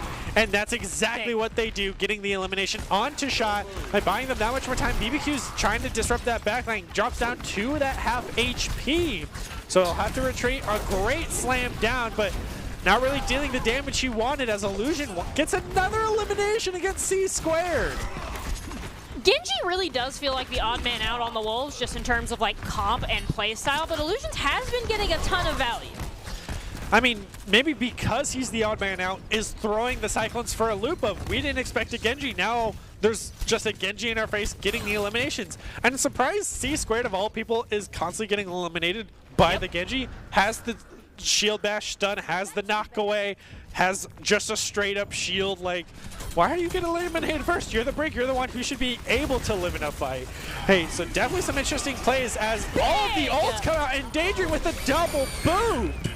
A huge 4-man elimination in the span of 30 seconds, and there's a team kill. Illusions now did a fantastic job. I honestly, as that ace came out, Illusions did most of the damage for that ace there, but I think Daydream just won them the fight with that immediate 2-person boop. Yeah, so, I mean, great hold by Cyclones. Sadly, they did end up swapping off the Wrecking Ball over to BBQ. Now a huge swap here as Fulcrum on this Reaper coming back with a vengeance, taking down both DPS. Now C-Squared swapping over to the Lucio, able to take down King Swiffer. That might be the point for the Cyclones, and that should be. You got to think that the Wolves didn't tab that one out, and they weren't necessarily ready for the Reinhardt on a swap there going into that. And King Swiffer got purple and then immediately eliminated after that, and that was kind of fight at that point. Yeah, Cyclone's able to swing that very cleanly. Joe on the Colt Cassidy as well. Oh, they will have to worry about that shatter that King Swifter is going to try to use right in their face, along with the Law having that Deadeye to zone him out. Flame Strike taking down on the Baptiste to half health of not lost, but looks for the engagement. It's really just a game of cat and mouse. Who's going to engage first? It's constant Flame Strikes building up those charges, but they both have the shatters up. So it will be up to who can get the better shatter. And honestly, sending BBQ in with that nano is not a terrible idea, especially as they're in this room. Oh, shatter 1, shatter 2 only ends up landing on BBQ, who ends up surviving surprisingly. Fulcrum's going to bring out the Death Blossom, get no eliminations. Instead, Joe's going to come in with a 2-piece, and BBQ's going to take down one more. Fulcrum gets another. One member surviving will get away. It did cost all of the Cyclones' ultimates, though, however, where the Wolves still have Deadeye. But the Cyclones are still at an ultimate advantage almost because of C-Squared and Joe being so close to their own ultimates. Yeah, passing 57% to 91. Wolves win a team fight, then they'll have to win one more and they'll be able to take this game, but Cyclones really putting the pressure on, running out of time here. There's the Deadeye from Joe. Oh, and an answer from Daydream with the sound barrier. Joe's still holding on to it. Will end up getting it onto Not Lost. Main heals down for Wolves. That's main tank. Secondary heals. That should be a reset with the 2 remaining DPS for the Wolves. Still continuing to fight here. Illusion now keeping them on her toes as the Law ends up falling. Illusion able to take down Joe before he falls. And now the Wolves are in last fight territory, but because of that last blade that they got, Illusions might be able to just pull this out and win just based off of the blade, but they will have to do something about C² first. Yeah, it's really all about how who can either take down the heals first or the tank first, very much like the Overwatch 1 meta. But BBQ is going to get first elimination against Daydream, quickly followed by the Law with the Diet taking down Shy, as well as BBQ. So the Wolves are +1 in this fight here after they did end up losing their Lucio, who should be back already. And now it's just game of cat and mouse around the pole. Wolves will have to be able to win this fight and get that additional 9% as Law gets another 2-piece onto C² and Fulcrum, and that's the Wolves' point. 99 to 95 and climbing. The Cyclones have a desperate touch, and they will be unlikely to get all 6 members on at the same time. Great flashbang stopping BBQ's charge. King Swifter does have the shatter. Will use it immediately to take down C². And with the flame strike taking down BBQ, the Law taking down Joe, Lucian now taking down Shy. That should be the point if they can take down Fulcrum in time, who's buying a ton of time for his team. And at this point, it's just cleanup. The remaining members will not be able to touch the point. That is the Cyclones and the Wolves tied for maps here. Yeah, even with Control being the first map, it's a best of 3 and a best of 3. So, it's really just how close these teams are matched. Cyclones were really close with Tsunamis. Now they're really close with Wolves. It seems Esports Towers really even things out, and we'll have to see who can really apply the pressure to the Everest. But in this matchup right now, it's back and forth, back and forth. Each team has had their moment in the spotlight. So now swapping over to this new map, what are you hoping to see in the team comp change-ups? I think as long as King Swiffer is not being terrorized by a ball or possibly a Doomfist, I think they have it. Illusions now still feels a little odd on the Genji, and the Cyclones, I think, win the brawl because of that. But Illusions has been able to get big ult value, which focuses more on the individual play that you're not necessarily looking for in a team-based game. Cyclone's also taking control of the high ground for this first fight and immediately jumping down, but Joe's maintaining it. BBQ falling very low, but Daydream or the Law first eliminated, quickly followed by Daydream. Both Fulcrum and Joe are able to pick up one. Now BBQ adds to that list, taking down Not Lost. Cyclone's taking first fight. So even though the Wolves are not an optimized comp for this, and even though Illusions now is the last person to go down, they're doing a great job on Genji. Genji is not the pick for this comp, though, because the Wolves keep losing brawl after brawl after brawl because everybody else wants to brawl. And you're not going to win going with a Genji versus a Reaper. Ooh, mistimed the flashbang as well, trying to get him down. He's at the half HP. It's just a battle of the duel for the high ground. End up having to jump down back to the point as the shadow comes out into 3 members. King Swifter and Not Lost taken down immediately. Quickly followed by the Law, Daydream and Illusion. That's a team kill for the Cyclones. Huge amplification matrix ended up helping them get that, as well as the shatter there, and now the Wolves have their own shatter. And I think with this Genji blade, it might be the time to swap as we are 80% and climbing here. And he wants to get it before Shy Fengi gets the sound barrier. Hopefully not a repeat of the last map where a team gets 99, then swap, other one gets 99, but Law picks up Fulcrum and Joe evens things out, taking down main heals of Not Lost. So stalling them for that much more time might be the advantage they need. Also, you know he's looking to set up that Deadeye. He wants it. He wants it as soon as they drop to point, most likely. Oh, there's one. Illusion now going immediately on him. Oh, the Phantom Hammer misses one bullet. So the Law's going to bring out his own Deadeye, get C², also taking down BBQ with the help of King Swiffer's Shatter. quick fall by the Flame Strike, taking down Fulcrum. The Law takes down Shy to finish things off, and that's the Wolves' point. That's a little bit more than you want to give up before being able to cap the point. 68 to 8% and climbing. The Wolves are in a very uncomfortable position. This Genji Blade will have to be used aggressively, and then hopefully they swap, because the Cyclones don't actually have anything to counter this current Genji Blade other than just outright eliminating or flashbanging. So all eyes are going to be on McCree, essentially, or Cole Cassidy for Joe, but Sadmir is going to come out from Daydream as well as the Amplification Matrix. Now the Genji Blade comes out right into the back line, taking down C-Squared immediately, but Joe with a great Deadeye in the front line is going to take down Not Lost and the Law. Illusion and finishes off the Lucio, but Daydream gets the boop onto Joe right off the edge. Seems the Wolves are going to maintain this point. Just barely by the skin of their teeth, but now the Cyclones have swapped over to a Mei, and they have that Reaper with the ultimate as well as the Shatter, and the Wolves have nothing to answer that with. Yeah, at this point, it's going to come down to that individual and team skill rather than playing around the ults. As we see in Overwatch, a great Shatter is going to land only onto BBQ thanks to that Maywall from Joe, who swapped over. As C-Squared gets the first elimination onto King Swifter, quick fall by Illusion, trading out for C-Squared. Then Illusion taking down Not Lost, Law taking down Fulcrum, Joe taking down Law, and that's the Cyclones' point after a lot of trades. The Wolves do have one final shot at this, and that Genji needs to go. Not because of a lack of individual Genji play, but because it is just not working in the comp, especially with Mei Reaper. Your Reinhardt needs more help than Genji's offering.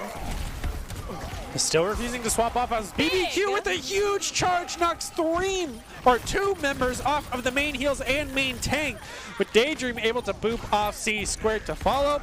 Illusion now sticking to this Genji, able to take down Joe, trying to find one more onto Fulgrim. Barely gets it. Surprisingly very low with that right-click spam. The Deadeye is going to come out from the Law, not land onto anyone, but apply that pressure that they need as King Swifter gets the Flame Strike elimination onto BBQ. That's the Wolves' point.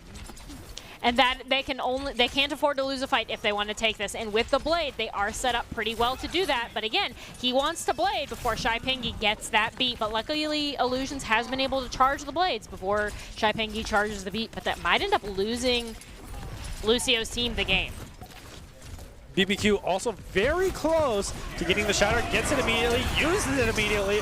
King Swifter uses the Shatter, the Blade, the Death Blossom come out, that's 4 ults. But Fulcrum gets the biggest value with a triple onto both supports, DPS down. Joe finishes off King Swifter. BBQ takes down Illusion now, even with the Blade, and that should be the Cyclones' point with the Maywall blocking them off. Luckily, because of Fulcrum, they didn't even need the beat to counter the Blade there, and especially jumping onto that Baptiste that still had the Immortality field. Illusions did not get the value they needed to win that point. Well, of course, we want to take a moment to congratulate all the Esports Tower Club members who have graduated from the clubs and gotten a lot of those scholarships. But this broadcast is, of course, brought to us by the Esports Tower, where you can improve your game sense, improve your team play, and improve your performance under pressure. Where you'll get matched with great players and professional coaches to help you rank up. Well, map number 1, going over to the Cyclones, is a welcome change. I don't think this is a repeat of last match yet, but we'll have to wait still to see what map 2 is. Walk us through what you're hoping to see for map 2 for the Wolves to bring this back. So, again, I harped on it the whole time, and this will be the last time I mention it, I promise. So, that Genji was not getting the value, not because Illusions is a bad Genji player, because actually they were doing a lot of work on the Genji, but the Genji was not offering the rest of their team the support that you needed, and especially with solo tanks, you really need DPS that are going to help you out, especially if the enemy Reinhardt is walking into you with Reaper Mei or Reaper Cole Cassidy or these other really, really great brawl heroes. You kind of have to swap to mirror that based on what the enemy team is doing.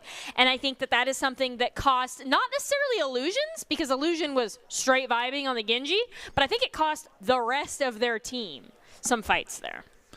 Yeah, so hopefully we can see them be willing to change off maybe what might be their main comfort pick. I mean, This is something that we've done and maybe a lot of people do even in quick play situations of, I don't really know what to play. I'm not great at a lot of stuff, so here's my comfort pick of where I can perform the best on. And as you mentioned, they were getting a lot of work in, but they had that individual skill, but not the team skill that they needed to come away with a win. So heading into map 2, which has been decided as Watchpoint Gibraltar, a bit more of a Genji-friendly map.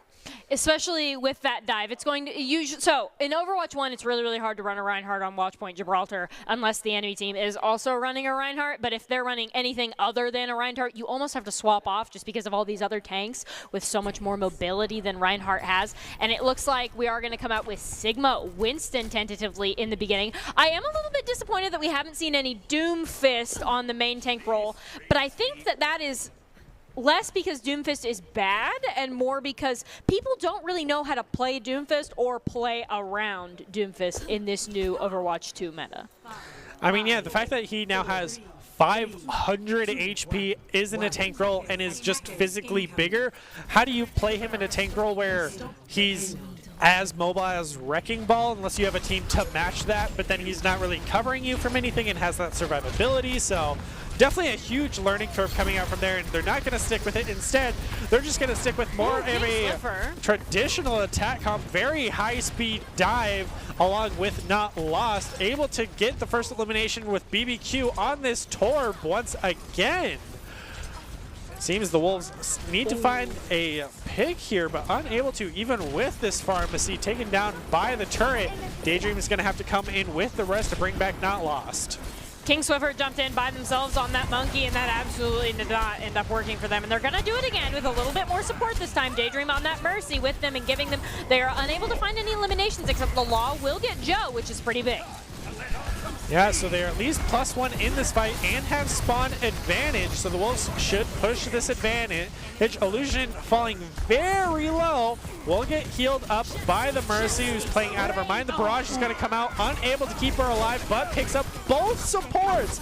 Gets the Cyclone's cart, getting free progress this whole time. It's exactly what you want to see if you're a fan of the Wolves. And especially because that res came out, ultimately dying during the Barrage wasn't of great consequence, which is one of those main reasons that you want to have a Mercy to support your Pharah. Yeah, Pharmacy just being that wombo combo. Surprised we haven't seen an Echo yet as well. Well, everyone's just been sticking to the Pharah, but you see all of the Wolves taking that high ground and then rotating around through the backline to start contesting the cart. Definitely an interesting play. Working out for them in strides as the Law coming in with a triple against the Cyclones, quickly followed by Daydream, even rezzing back the one elimination Cyclones could get. Law finishing that out with a Penta by his lonesome, just doesn't get the team kill. C-Squared is having a really unfortunate time on this Brig against the Pharmacy, and Illusions now and Not Lost have the Nano Blade, should they choose to use it to secure this second point here. So the Law is going to continue their rain of fire against the Cyclones, even taking down Shy on that bat. Continue to just push the cart forward uncontested. So now they're just going to continue pushing forward with the Nano Blade. Is Nano Blade. He's very low. Will get taken down by the Gravitic Flux before getting elimination. And forcing out the Molten Core from BBQ to answer it, along with C-Squared bringing out the Rally, Daydream bringing out the Valkyrie, as well as the Primal Rage, as BBQ gets the elimination with the Lava, taking down Not Lost. King Swiffer falling very low, even with Primal Rage, gets burned down as C-Squared gets the boop and the elimination. This might be the end of the Wolves' push here, as they are now just down there Pharmacy and DPS here. They don't really have anything to hold, but so they have to give up space just beyond the plane. If they lose Daydream here, they'll have to give up all their space and go back to spawn. Reset could help the mindset of them, but they're just going to go right back into it. As you can see, King Swiffer flying in. Yikes. But Holy Chump gets first elimination against Illusion. Now quickly followed by Joe taking down the Law, so Daydream's going to have to res Illusion as BBQ gets a triple here. The Torb just comes in with his hammer swinging. The Cyclones have done something really, really big here. Because the Wolves were unable to push cleanly through second point, now this is one of the hardest high grounds to attack in the game. We've seen tons of teams stopped here, both in competitive play, but also if you're just playing the game at home. Watch point, second point, Gibraltar. If you get knocked off and both of these doors close, it's really tough and almost takes a miracle to push this point. You can see the Law target prioritizing all those utilities, turret first, Immortality Field, then the guy who can throw the Immortality Field, as Shy is going to be first blood of this team fight. Holy Chump's going to answer with the Gravitic Flux, quickly followed by Illusion now taking down C-Squared. The Law getting a two-piece, now on a 3-kill streak here for this fight, taking down both DPS. This might be the checkpoint. That immediate elimination on the Shai-Pingy before the fight even started was definitely the miracle that the Wolves needed to push this second point here from the high ground. And at this point, the Cyclones have to try not to get staggered. BBQ falling very low, has to pick up the health back to survive the rotate. Will end up making it as well, but Cyclones having those 3 ultimates as well as the Wolves. I mean, Wolves are about to have Nano Blade online, so that's something that you hope Cyclones are calling out. And hopefully it goes better for the Wolves than their first Nano Blade. Hopefully. So there it is. We'll see if he's able to pick up 1. He gets the Immortality Field. There's 1, there's 2, even denies the Deadeye. Hey, that's a triple, that's a 4th. Gets taken down by the Lava at the end. Almost getting the Penta. Will end up getting rezzed. Huge push on the cart as well, just all out deny on that spawn point. Guys, remember there is a secondary. The barrage to the face. Huge denial from the Law. Even the contest coming out from Joe, buying them a little bit more time.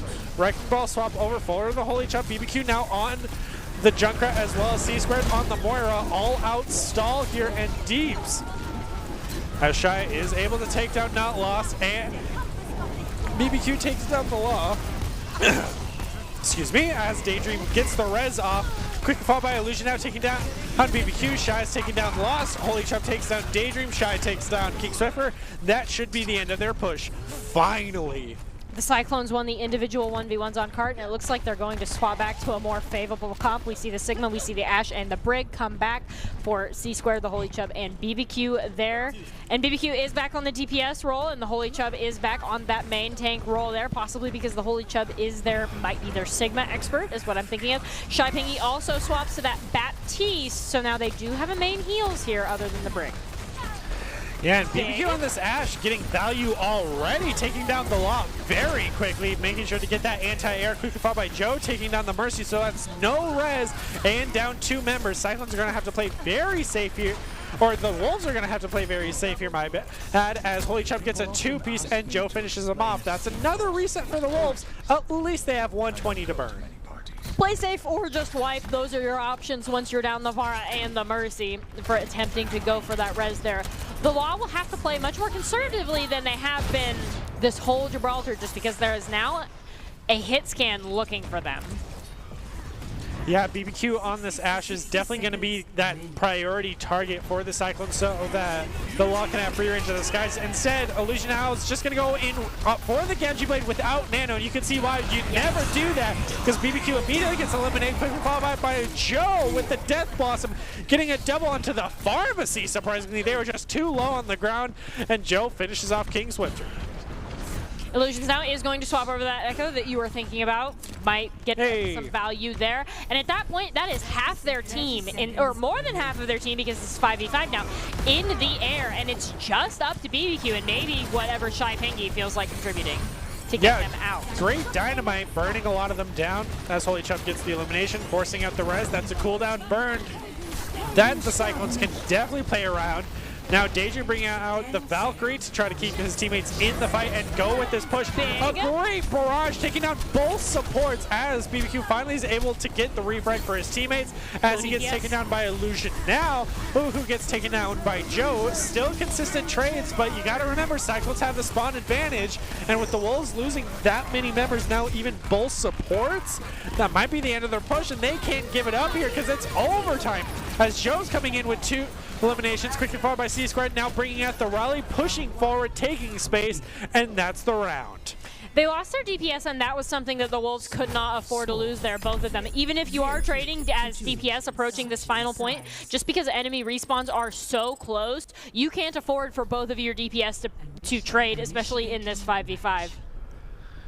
Yeah, so I mean, without the Wolves got what? 0.85 meters away from finishing. Very I mean, close. They were there, or they just needed that last little oomph from the denial. But the Cyclones having that spawn advantage, that tail end, that's where it just all comes down to, where so many teams just get stopped. So we'll have, and as you mentioned, they also bought a lot of time on point 2. They were just stuck indoors for way too long. So Cyclones burned off a ton of time there against the Wolves. So now with Cyclones going on the attack, This is an attack Widow. And it definitely worked for them before on that Widowmaker, so I expect it to have similar results here, especially if the Wolves are just going to run that Orisa. There's only one shield for the Wolves to play around, and with the Widowmaker one-shot, they should be very scared. Maybe the idea for the Wolves is try to use turret to distract Widow and go for the elimination or something? Big brain plays? Who knows? Distract Widowmaker with the turret, and it does look like they will swap over to the Cold Cassidy there. Nope, swaps again. Echo without a Pocket Mercy. All right, I respect it. Have to wait and see how it'll pay off. Already dashing, trying to deny this high ground. No member on the cart, though. Hopefully we can see Ana at least swap over on that Shy to start getting pressure, but with no one on the cart and BBQ eliminated first, Cyclones haven't gained anything. And maybe BBQ needs to swap over. Swapping over to the Genji, they will have similar problems that the Tracer did against that Torbjorn. Holy Chub comes flying in, immediately stops before hitting anybody, uses shield. It's kind of hit and run tactics right now as the Law takes down Joe. Cyclones are nowhere near each other other than two members. Guys, there's a cart. Guys. I think they're trying to win the fight before they push the cart, and honestly, they haven't even been able to take them off of this high ground, so the cart wouldn't get very far even if they were pushing it. Which finally someone decided, hey, let's move it at least a couple feet. As well as BBQ swapping over to the Genji. They need to make something happen here, and a great pay by the Law, able to take down Chai, but he will get taken down by Joe with the refrag. So finally a bit of a team push happening in the high ground. Definitely a lot of pressure being applied to this Orisa, who did get a health buff up to 550 this time around. As Daydream and Illusion now even things out, getting two more. Molten Core coming out, finally dropping off the high ground to get those eliminations as he gets one more. This Torbjorn's kind of been having a field day here. This Orisa is working much, much better than the Orisa we saw on Gibraltar, and we love to see that, especially with her health buff of the 550 there. We love to see teams playing around their Orisa, and we love to see as many viable heroes as we possibly can. Yeah, so now with the Law taking down BBQ, Cyclones just are not getting a foothold right now. It's costing them a ton of time with 1:50 remaining. Yeah, Orisa can't get back up there to hold the high ground, but at least she can shoot up the shield to prevent her teammates from taking that much more poke. Law barely missing a shot. Does have Deadeye online. Could be the playmaker, but you gotta watch out for the Nano Blade. BBQ's gonna take down Illusions now, which might be the push that the Cyclones are looking for with Illusions now. Ooh.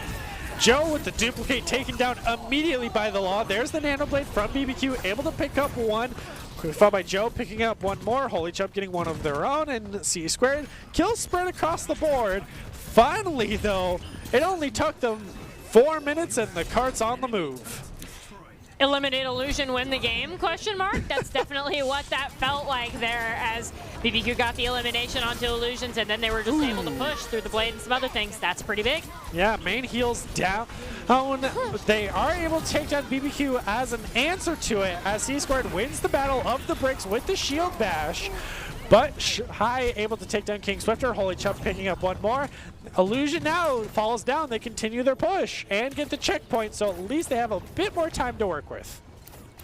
And at this point, the Wolves just need to set back up as a full team on this high ground and not focus on stopping the cart just yet. That will come once they get set up. Yeah, it's going to be all... Ooh, great Sticky Mines onto that break, dropping her very low, but that's why you have the Ana right behind her. Turret goes down immediately, has to be focused out. BBQ went in by themselves. Holmes got taken down. Deadeye's going to come out from the Law. Perfect drop down time to take down C squared. Joe at this point is just tickling them by himself, and will have to end up leaving as the Law picks up Shy, and I believe Joe's the only one here in the fight for his team. Joe definitely did some work there, but the rest of their team wasn't able to capitalize on that, so now the Wolves get their opportunity to set up the most optimal place for them. 3 health. Oh, that's 3 health in a dream there. You got to think Joe needs some more. Oh, he sees he's there. He knows he's low. Illusion even bring out the hammer. Let's go. Can we see the elimination? Do it to him. Oh, He ran away. He'll be unable to do it to him, but the Law is going to follow up on that as the Wolves are set up in this plane on the high ground. No DPS remaining. Huge right clicks coming out from Illusion. That's a triple for the Law with the help of the Illusion the entire time, as well as Shy landing an amazing sleep to take down Holy Chubb. Does look like Illusions is going to be taken weak there. They are playing the health pack, it looks like. No. Oh, they will get eliminated by some sticky bombs. Engineer down.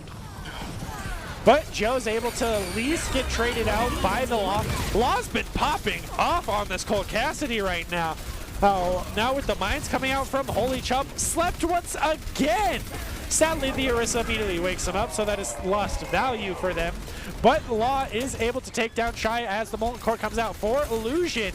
Once again, back down to a minute remaining. They've burned 2 minutes off the clock against the Cyclones. And unless the Cyclones can do something to get the Law off of that high ground, they're not going to be able to take this point. So what are you hoping to see from them to try to take this point then? Well, they could just Nano Blade the Law, and there's not a whole lot of Soul Cole Cassidy can do about that because the initial flashbang isn't quite enough to kill a Nano Blading Genji. There it is. Immediately goes for Daydream, so that's a breakdown. Deadeye comes out, throws up. Oh, perfect time! Even with the drop shot, Law still takes down BBQ, who didn't listen to your advice, I guess, and didn't focus him down as C squared. It seems they must have buffed Break Bash because that's the third time we've seen Bash get the elimination. Big purple. Yeah, huge purple with that anti onto both King Swifter and the Law, but no elimination comes from it. Instead, the Supercharger will go down and quickly eliminate it, but not before the Law picks up one. Now BBQ gets 2 more as main tank, main heals go down. Shy able to take down the break, but the Law comes in, unable to get the elimination as he's eliminated by BBQ, and that's the checkpoint. That was close. That was a little bit too close for comfort in terms of the Cyclones finally pushing that point, but they did end up getting it, which is great. Illusion going to get that elimination onto BBQ yet again. The Holy Chubb not able to follow up on Daydream. No tank players have swapped off of these heroes just yet. A good disrupt from the Holy Chubb to push them out from under that shield, but it will end up costing them their life, so wasn't really worth it. Ooh, a minute remaining though. Cyclones don't have a lot of time to work with here to try to beat out the Wolves with the time remaining. And with this being a best of 3, this is all holds bar defense for the Wolves if they want to stay in this. Or all holds attack. Is completely behind them. That is not a wise decision here. Sneaky Torb, activate. He's trying. Ooh. Not able to get anything. Should be back before the next engage, though, so that might not have cost them that much there. I mean, it's the time that they have to worry about. 30 seconds remaining. Great slam down from the Holy Chubb with the mines. Unable to get elimination just yet, but a great double Deadeye here from the Law. Able to take down both Joe and Holy Chubb. Should make them +2 in this fight. They did bring out the Nano for the Wolves, so that's a little bit of lost value for them, unless the Nano was on the Deadeye, which in that case, perfect play.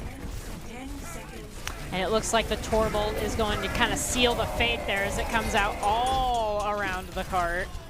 Exactly what he needed to do. +1 in this fight already. Make that +2. Main heals down for the Cyclones. Could spell doom, sending us to a map 3.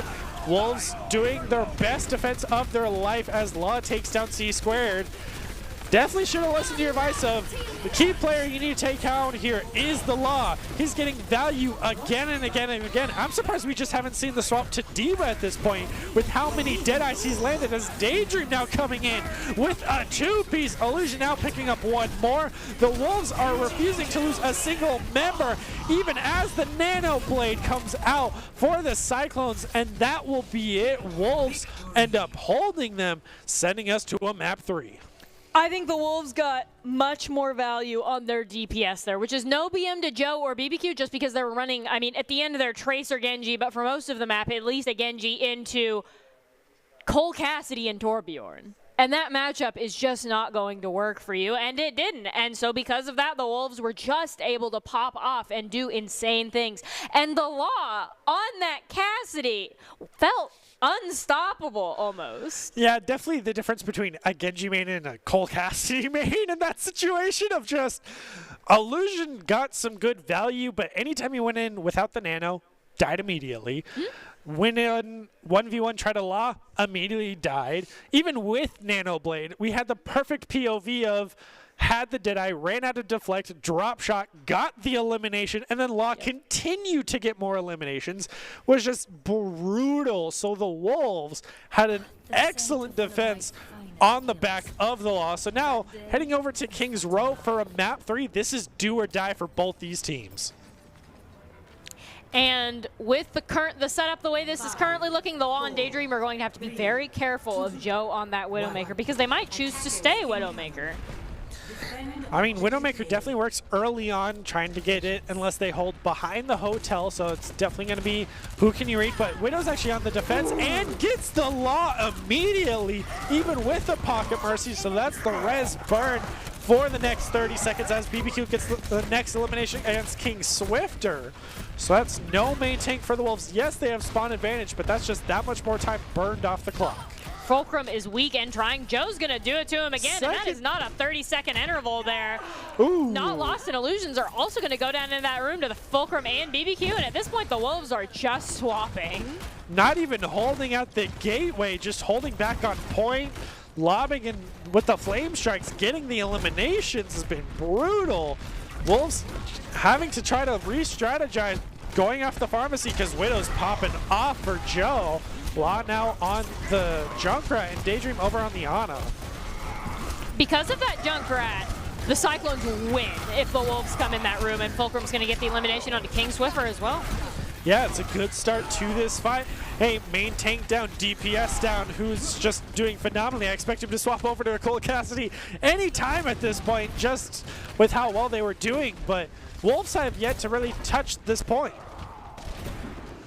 Illusions now is going to get the going to get eliminated, by BBQ, and that's just the Wolves getting staggered at this point.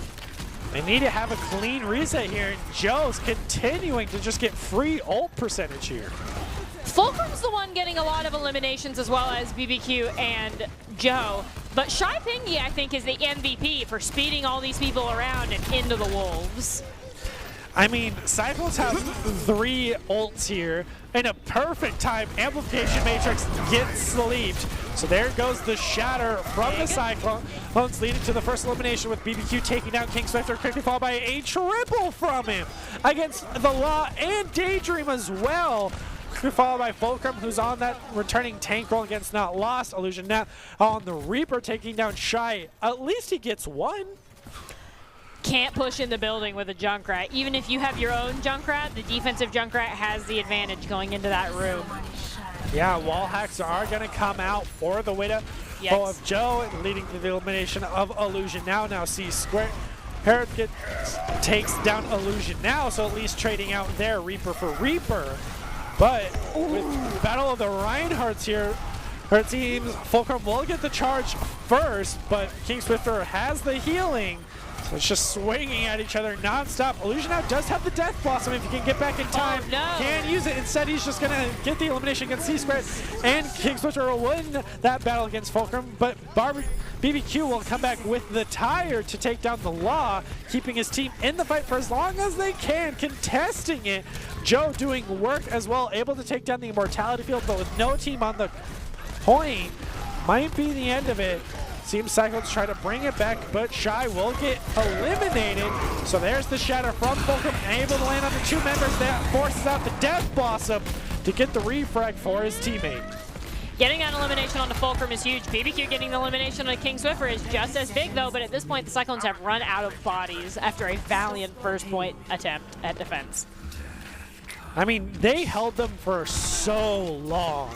So now the Wolves are just going to need to have some amazing aggressive pushes to just make up for so much lost time and hopefully not forget about the card. Looks like they're definitely not, as they have that single member on there. The Cyclones have swapped Joe over to the Pharah without a Pocket Mercy, but the Wolves don't really have anything to answer the Pharah. Yeah, so instead, the Law will get the next elimination against Shy. You win the ground game. What can the air do against you? Losing that Lucio just buys you that much more time, but they took a lot of space, so the Law's going to continue his rampage, taking down BBQ as well.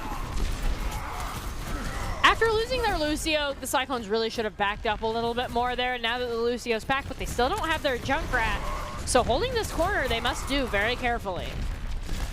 Yeah, it's definitely a game of cat and mouse, right? Who's going to make the first move? And instead, it's going to be the Law with an amazing tire. That's a triple. No supports remaining. Joe's down as well. That should be a free second checkpoint if you guys stayed on the card. Waited for the Immortality Field to come out, saw his opportunity, and took it, as BBQ is going to get hard staggered, as well as Fulcrum. Just almost in their spawn there, as BBQ and Joe are taking a lot of space. Yeah, finally able to take the card. Almost a little bit of C9 there, just saying, hey, we got killed, let's keep going. Oh, wait, the objective. Joe's back on Cole Cassidy. Has to be announced. He's back, and back with a vengeance. I'll have to watch out for Joe. Emoting the cart just sitting there.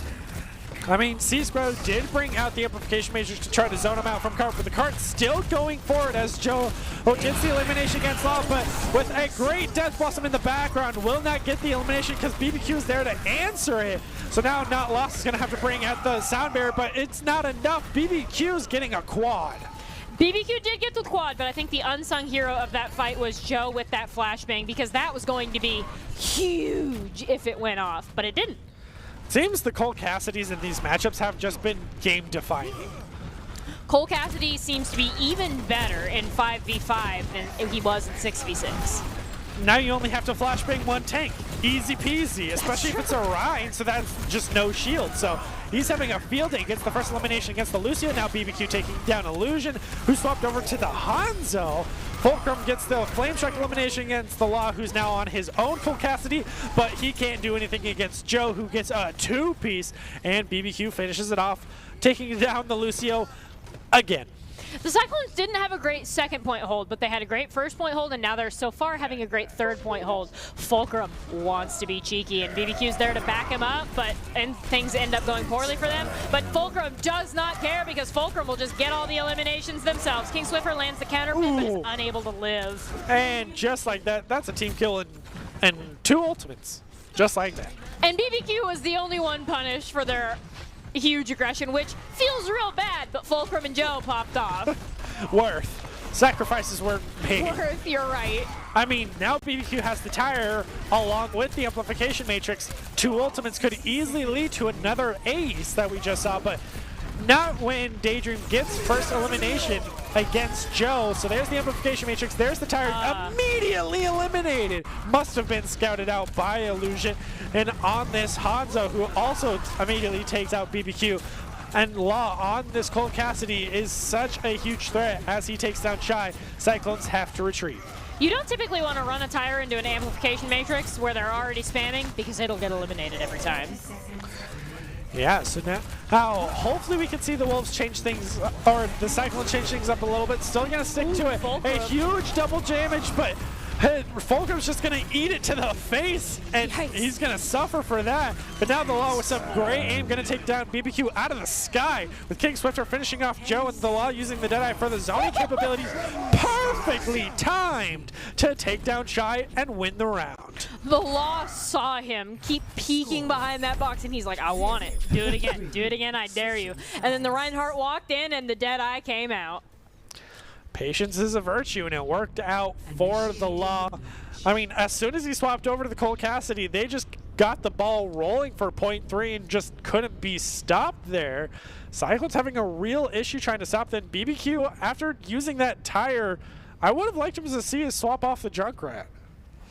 It is really unfortunate that we're not seeing a Mei, because this is one of the maps where Mei would be good if she would, like, if there's a map that would be defined as a Mei map. It would be first point Kings Row, and neither team, and actually right as I say that, the law is going to pull out the Mei, because I would really like to see how the Mei changes have affected her as a hero on this hugely Mei prevalent map in Overwatch 1. We saw a little bit on Oasis, but maybe a minute at most, and then quickly swapped off, so we couldn't really see her potential there. And then they brought her back for like the tail end of a 30-second match, so it was just, couldn't really see a lot of her utility. Hopefully it's not the case of her changes are bad rather than they just haven't been in the right situation, but at the same time, if you look at the Wolves lineup, they're going with a Mei Junkrat, not really the traditional wall and maul we see with the Cole Cassidy. I think it definitely still counts as a wall and maul, especially because all the Junkrats we've seen have been popping off all night. I think that is one. Overwatch 2 fans, if you're a Junkrat main, this is the game for you, because Junkrat seems way more prevalent in competitive play here than he ever was in Overwatch 1. It's been a bloody matchup for all of these. I mean, it's just been brawl, brawl, brawl. It's not been a whole lot of all right, fight, hard reset. It's just been trickle in, continue to brawl. But a huge engage from the Cyclones that actually goes very much in their favor as King Swift are falling very low. No elimination just yet, but BBQ's falling very low, down to half HP, and Set's going to get the first elimination against Not Lost. And that's both supports gone for the Wolves. Now main tank done as well. That should be the point, with Cyclones getting a triple here, soon to be a quad. The Law made a valiant effort stalling, but didn't end up working out for them at all. Joe is the price there, but ultimately a small price to pay for a one fight and first point, because the Wolves aren't going to be able to retouch this with a full team, especially if BBQ just keeps eliminating them all.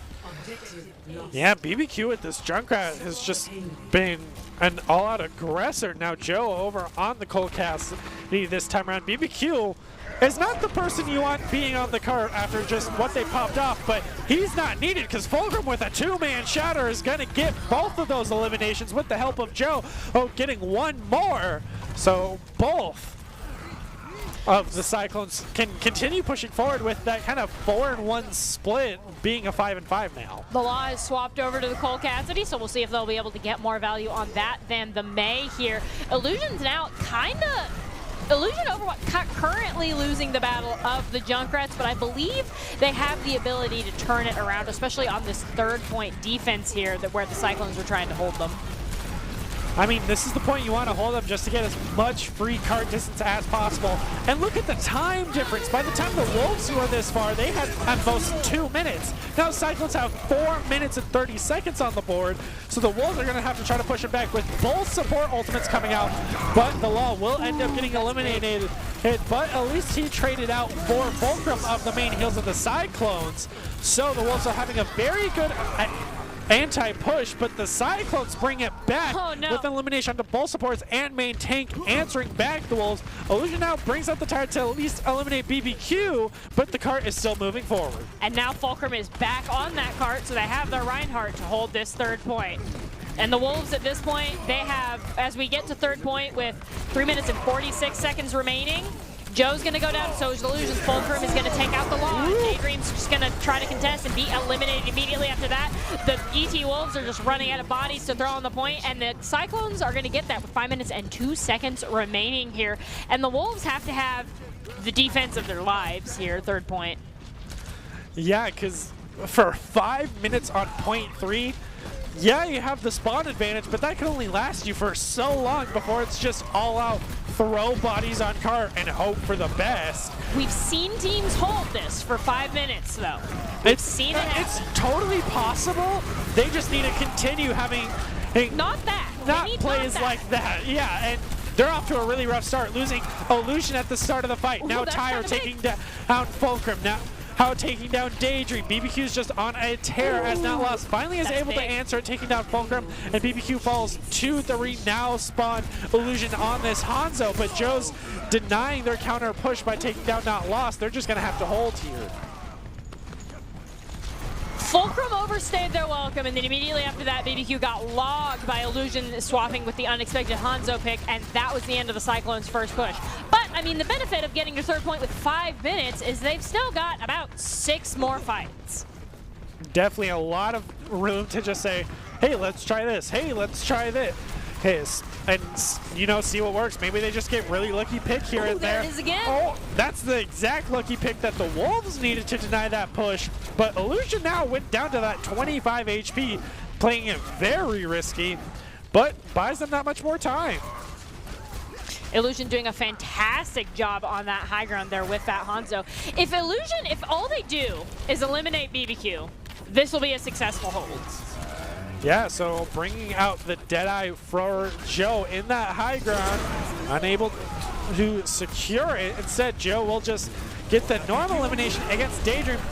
I mean, as Illusion now brings out the Double Dragons to try to split up the members of the Cyclones. Instead, BBQ's just going to get the elimination against Not Lost. And a great shatter coming out from Fulcrum is going to lead to the elimination of King Swifter and Not Lost. And he's even going to corner poor old Illusion now, and Daydream falls. This might be point 3 unless Cyclones just, or unless the Wolves can just amass an all-out stall here. Doesn't look like they will be able to stall very long, as that point is going to get capped. 3:32 a minute. Yikes. Things are not looking good for the Wolves. Taking 2 minutes off, though, is pretty good.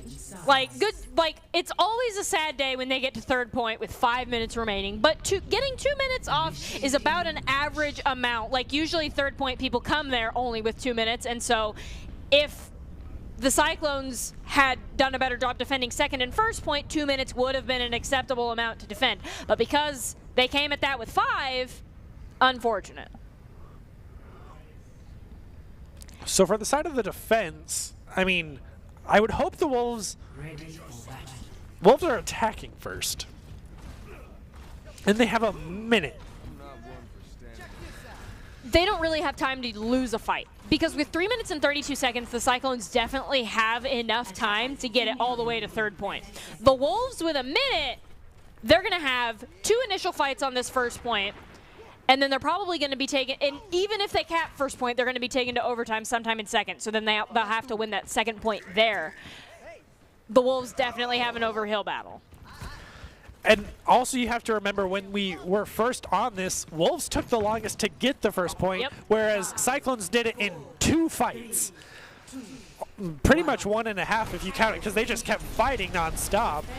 So the Wolves are looking very risky here, and opening up with a very interesting comp of King Swifter on the Winston and the Law and the Genji with Illusion now on the Reaper. I think they're trying to do something unexpected, but I don't know if this particular unexpected thing is going to work against the Brawl.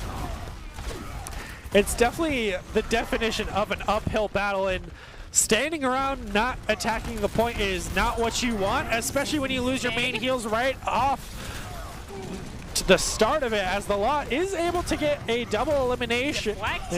But if Fulcrum comes back, gets 2 more of his own, and a great flame strike on a Daydream, sniped her down. Illusion now, though, being the anti-tank, is able to stay on the point, keep his team in the game. I gotta say, that deflect onto the Junkrat mine, I think, is what gave them this fight, because that eliminated not only BBQ, but also C-squared, and that gave them the chance that they needed off of that Genji deflect. And definitely other members came alive as well, but I think that first point goes to the Law. If you're a Wolves fan, you want to thank your Genji right now. Law is going to have their back broken by the end of this with how hard they are carrying. And also, you have to feel so bad for Illusion now, who's probably a Genji main, and then Law comes in and just goes, I'll show you how it's done, and gets a triple like that. Ooh, great shatter, though, coming out from the Cyclones. Unable to lead to elimination. Instead, they're just going to have to go on the aggressive, and the Winston gets pinned and have to stay alive with the Nano. No Nano blade. Instead, the Law just goes in by himself and gets the elimination. That's 4 down, and that's the team kill. And Illusion does still have their Reaper ultimate to win this next fight. So the Wolves might actually be able to take this second point here with a well-placed Reaper ultimate, as long as they shoot the tire. It's going to be between the Tire and the Death Blossom. Who pulls it out first and who gets the elimination? I mean, hopefully BBQ target prioritizes the Reaper, because he's been such an issue killing Fulcrum as quickly as possible. Oh, so he will bring out the Tire first and gets a huge triple, and that's the end of it. Nobody was on cart. Well, because the 3 people that were on the cart were immediately blown up and eliminated by the Junkrat tire. And honestly, great job, BBQ. I mean, you literally credit him with you winning that round, because he won the round with one ability, which is just amazing, to say the least. So now, Cyclones on attack, Wolves on defense. Wolves did pretty well on attack, I would say. I mean, they almost got to checkpoint 2. They were right there, but well-placed tire ended it all. Just came down to the ultimate. So now Cyclones having 3 minutes 30? Unless the Wolves just become gods here, defend no matter what, never lose a team fight, then they could probably lose 1 or 2 at best, but it's so hard to regroup for point 2 once the ball gets rolling after the point is captured and you get past that archway. This is hugely favored for the Cyclones right now because most teams are able to cap point 2 in 3 minutes and 32 seconds, so they don't have to, like, this isn't a stretch for them. This isn't a stretch for most teams. The Wolves will really have to pull it out and kind of like they have to elevate themselves if they want to win. Especially now, oh, well, I was going to say Joe's back on the Widow, but he went back to the Cole Cassidy. The Law might be in trouble here. Especially on that Genji. So it'll be up to the Law to recognize that they're in trouble, running into Cole Cassidy, Junkrat, and hopefully swap. I mean, he doesn't really have the time to swap. They need to just hold him here as long as they can, and they won't be able to do so with BBQ getting a double onto both supports. That's immediate victory for the Cyclones on point 1.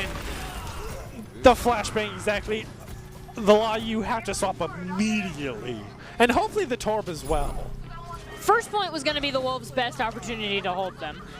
And they just got rolled. Now they have to. The Law is going to swap off of the Genji onto the Cole Cassidy. Just they're like, I don't like that Junkrat. I don't like that Cassidy. But Illusion now is staying on the Torb. It's not ideal. I think it is. I think it definitely can work, especially in the Brawl versus Brawl comp. I think they might struggle to get their turret in a favorable position, but I think Torb Ultimate and Torb Spam is big in Brawl. Have to wait and see how that will pan out, as Turret was second eliminated in that brief little engagement, but the Cyclones even making sure to have 3 members on the cart just to have that much more of a time advantage. Great timing on that amplification matrix being line of sight. Sadly, the shatter will go right into King Swifter's shield. And there's the Tor value that I was skeptical about, taking down BBQ. And the Molten Core with the amplification matrix, forcing Cyclones for a reset. I think one ultimate or the other ultimate would have held that for the Wolves, and I think because they used both at the same time, I think that gives the Cyclones an excellent push here because they don't have to really be afraid of anything else, as the Law is still not quite to that Deadeye. Good Flame Strike, building a ton of ult percentage. Once again, flashbang onto King Swifter, taking down the shield for a little bit extra damage.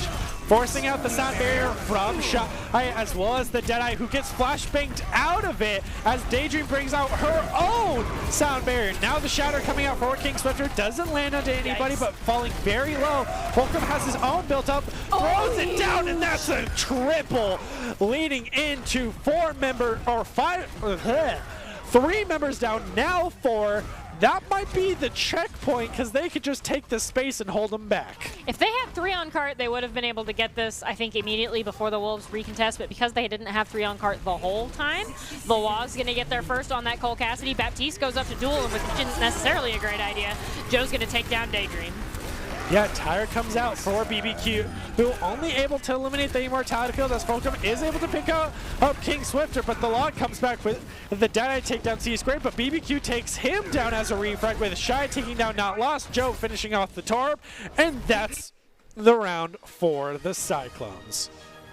And that was super favored to the Cyclones again. No BM to the Wolves. There are not a lot of teams that can hold first point for 3 minutes and 32 seconds before it even gets to second point. So I will say they definitely gave it a good effort.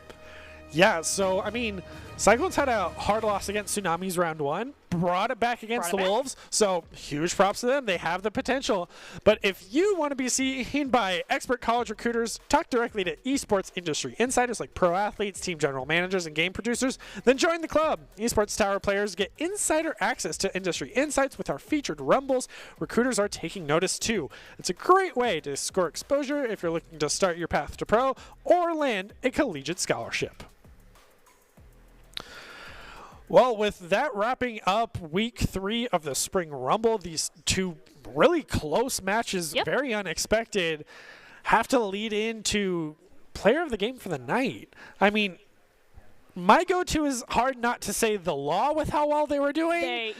Because they were carrying the Wolves on their back for especially on Gibraltar. Oh, especially. I mean, that was the one map that they won, I believe. Yeah. So makes sense. But if you take a look at the Cyclones, who win one, lost one, they swapped out a lot of players. They had each of their moments. I would lean towards Joe for their team. So I know we normally go for the DPS, and that's actually the Cole Cassidy's for both sides. Joe and the Law were mostly the Cole Cassidy's, and they were huge. I will say that. But I also want to specifically highlight Fulcrum on the Reinhardt, just because they were very consistent in having success with that brawl. I would say Fulcrum was one of the better Reinhardts that we saw tonight, and we saw a lot.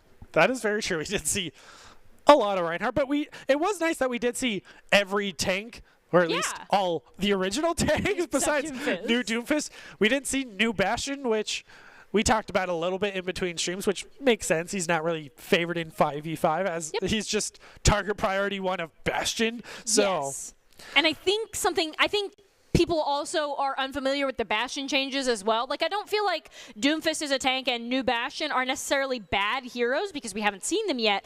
I think people don't really know how to play around them or with them yet. Learning curve. Yes, it's a new thing. No one's really touched it yet. It's just kind of give it its time, let it, brew and just see where it goes, what needs to be changed maybe, because as we mentioned, this is competitive testing. So it's very much just R&D. All right, what's this look like? And I hope we do see May improve a little bit. She seemed kind of out of place. Like, they tried her. She didn't really work out, swapped off.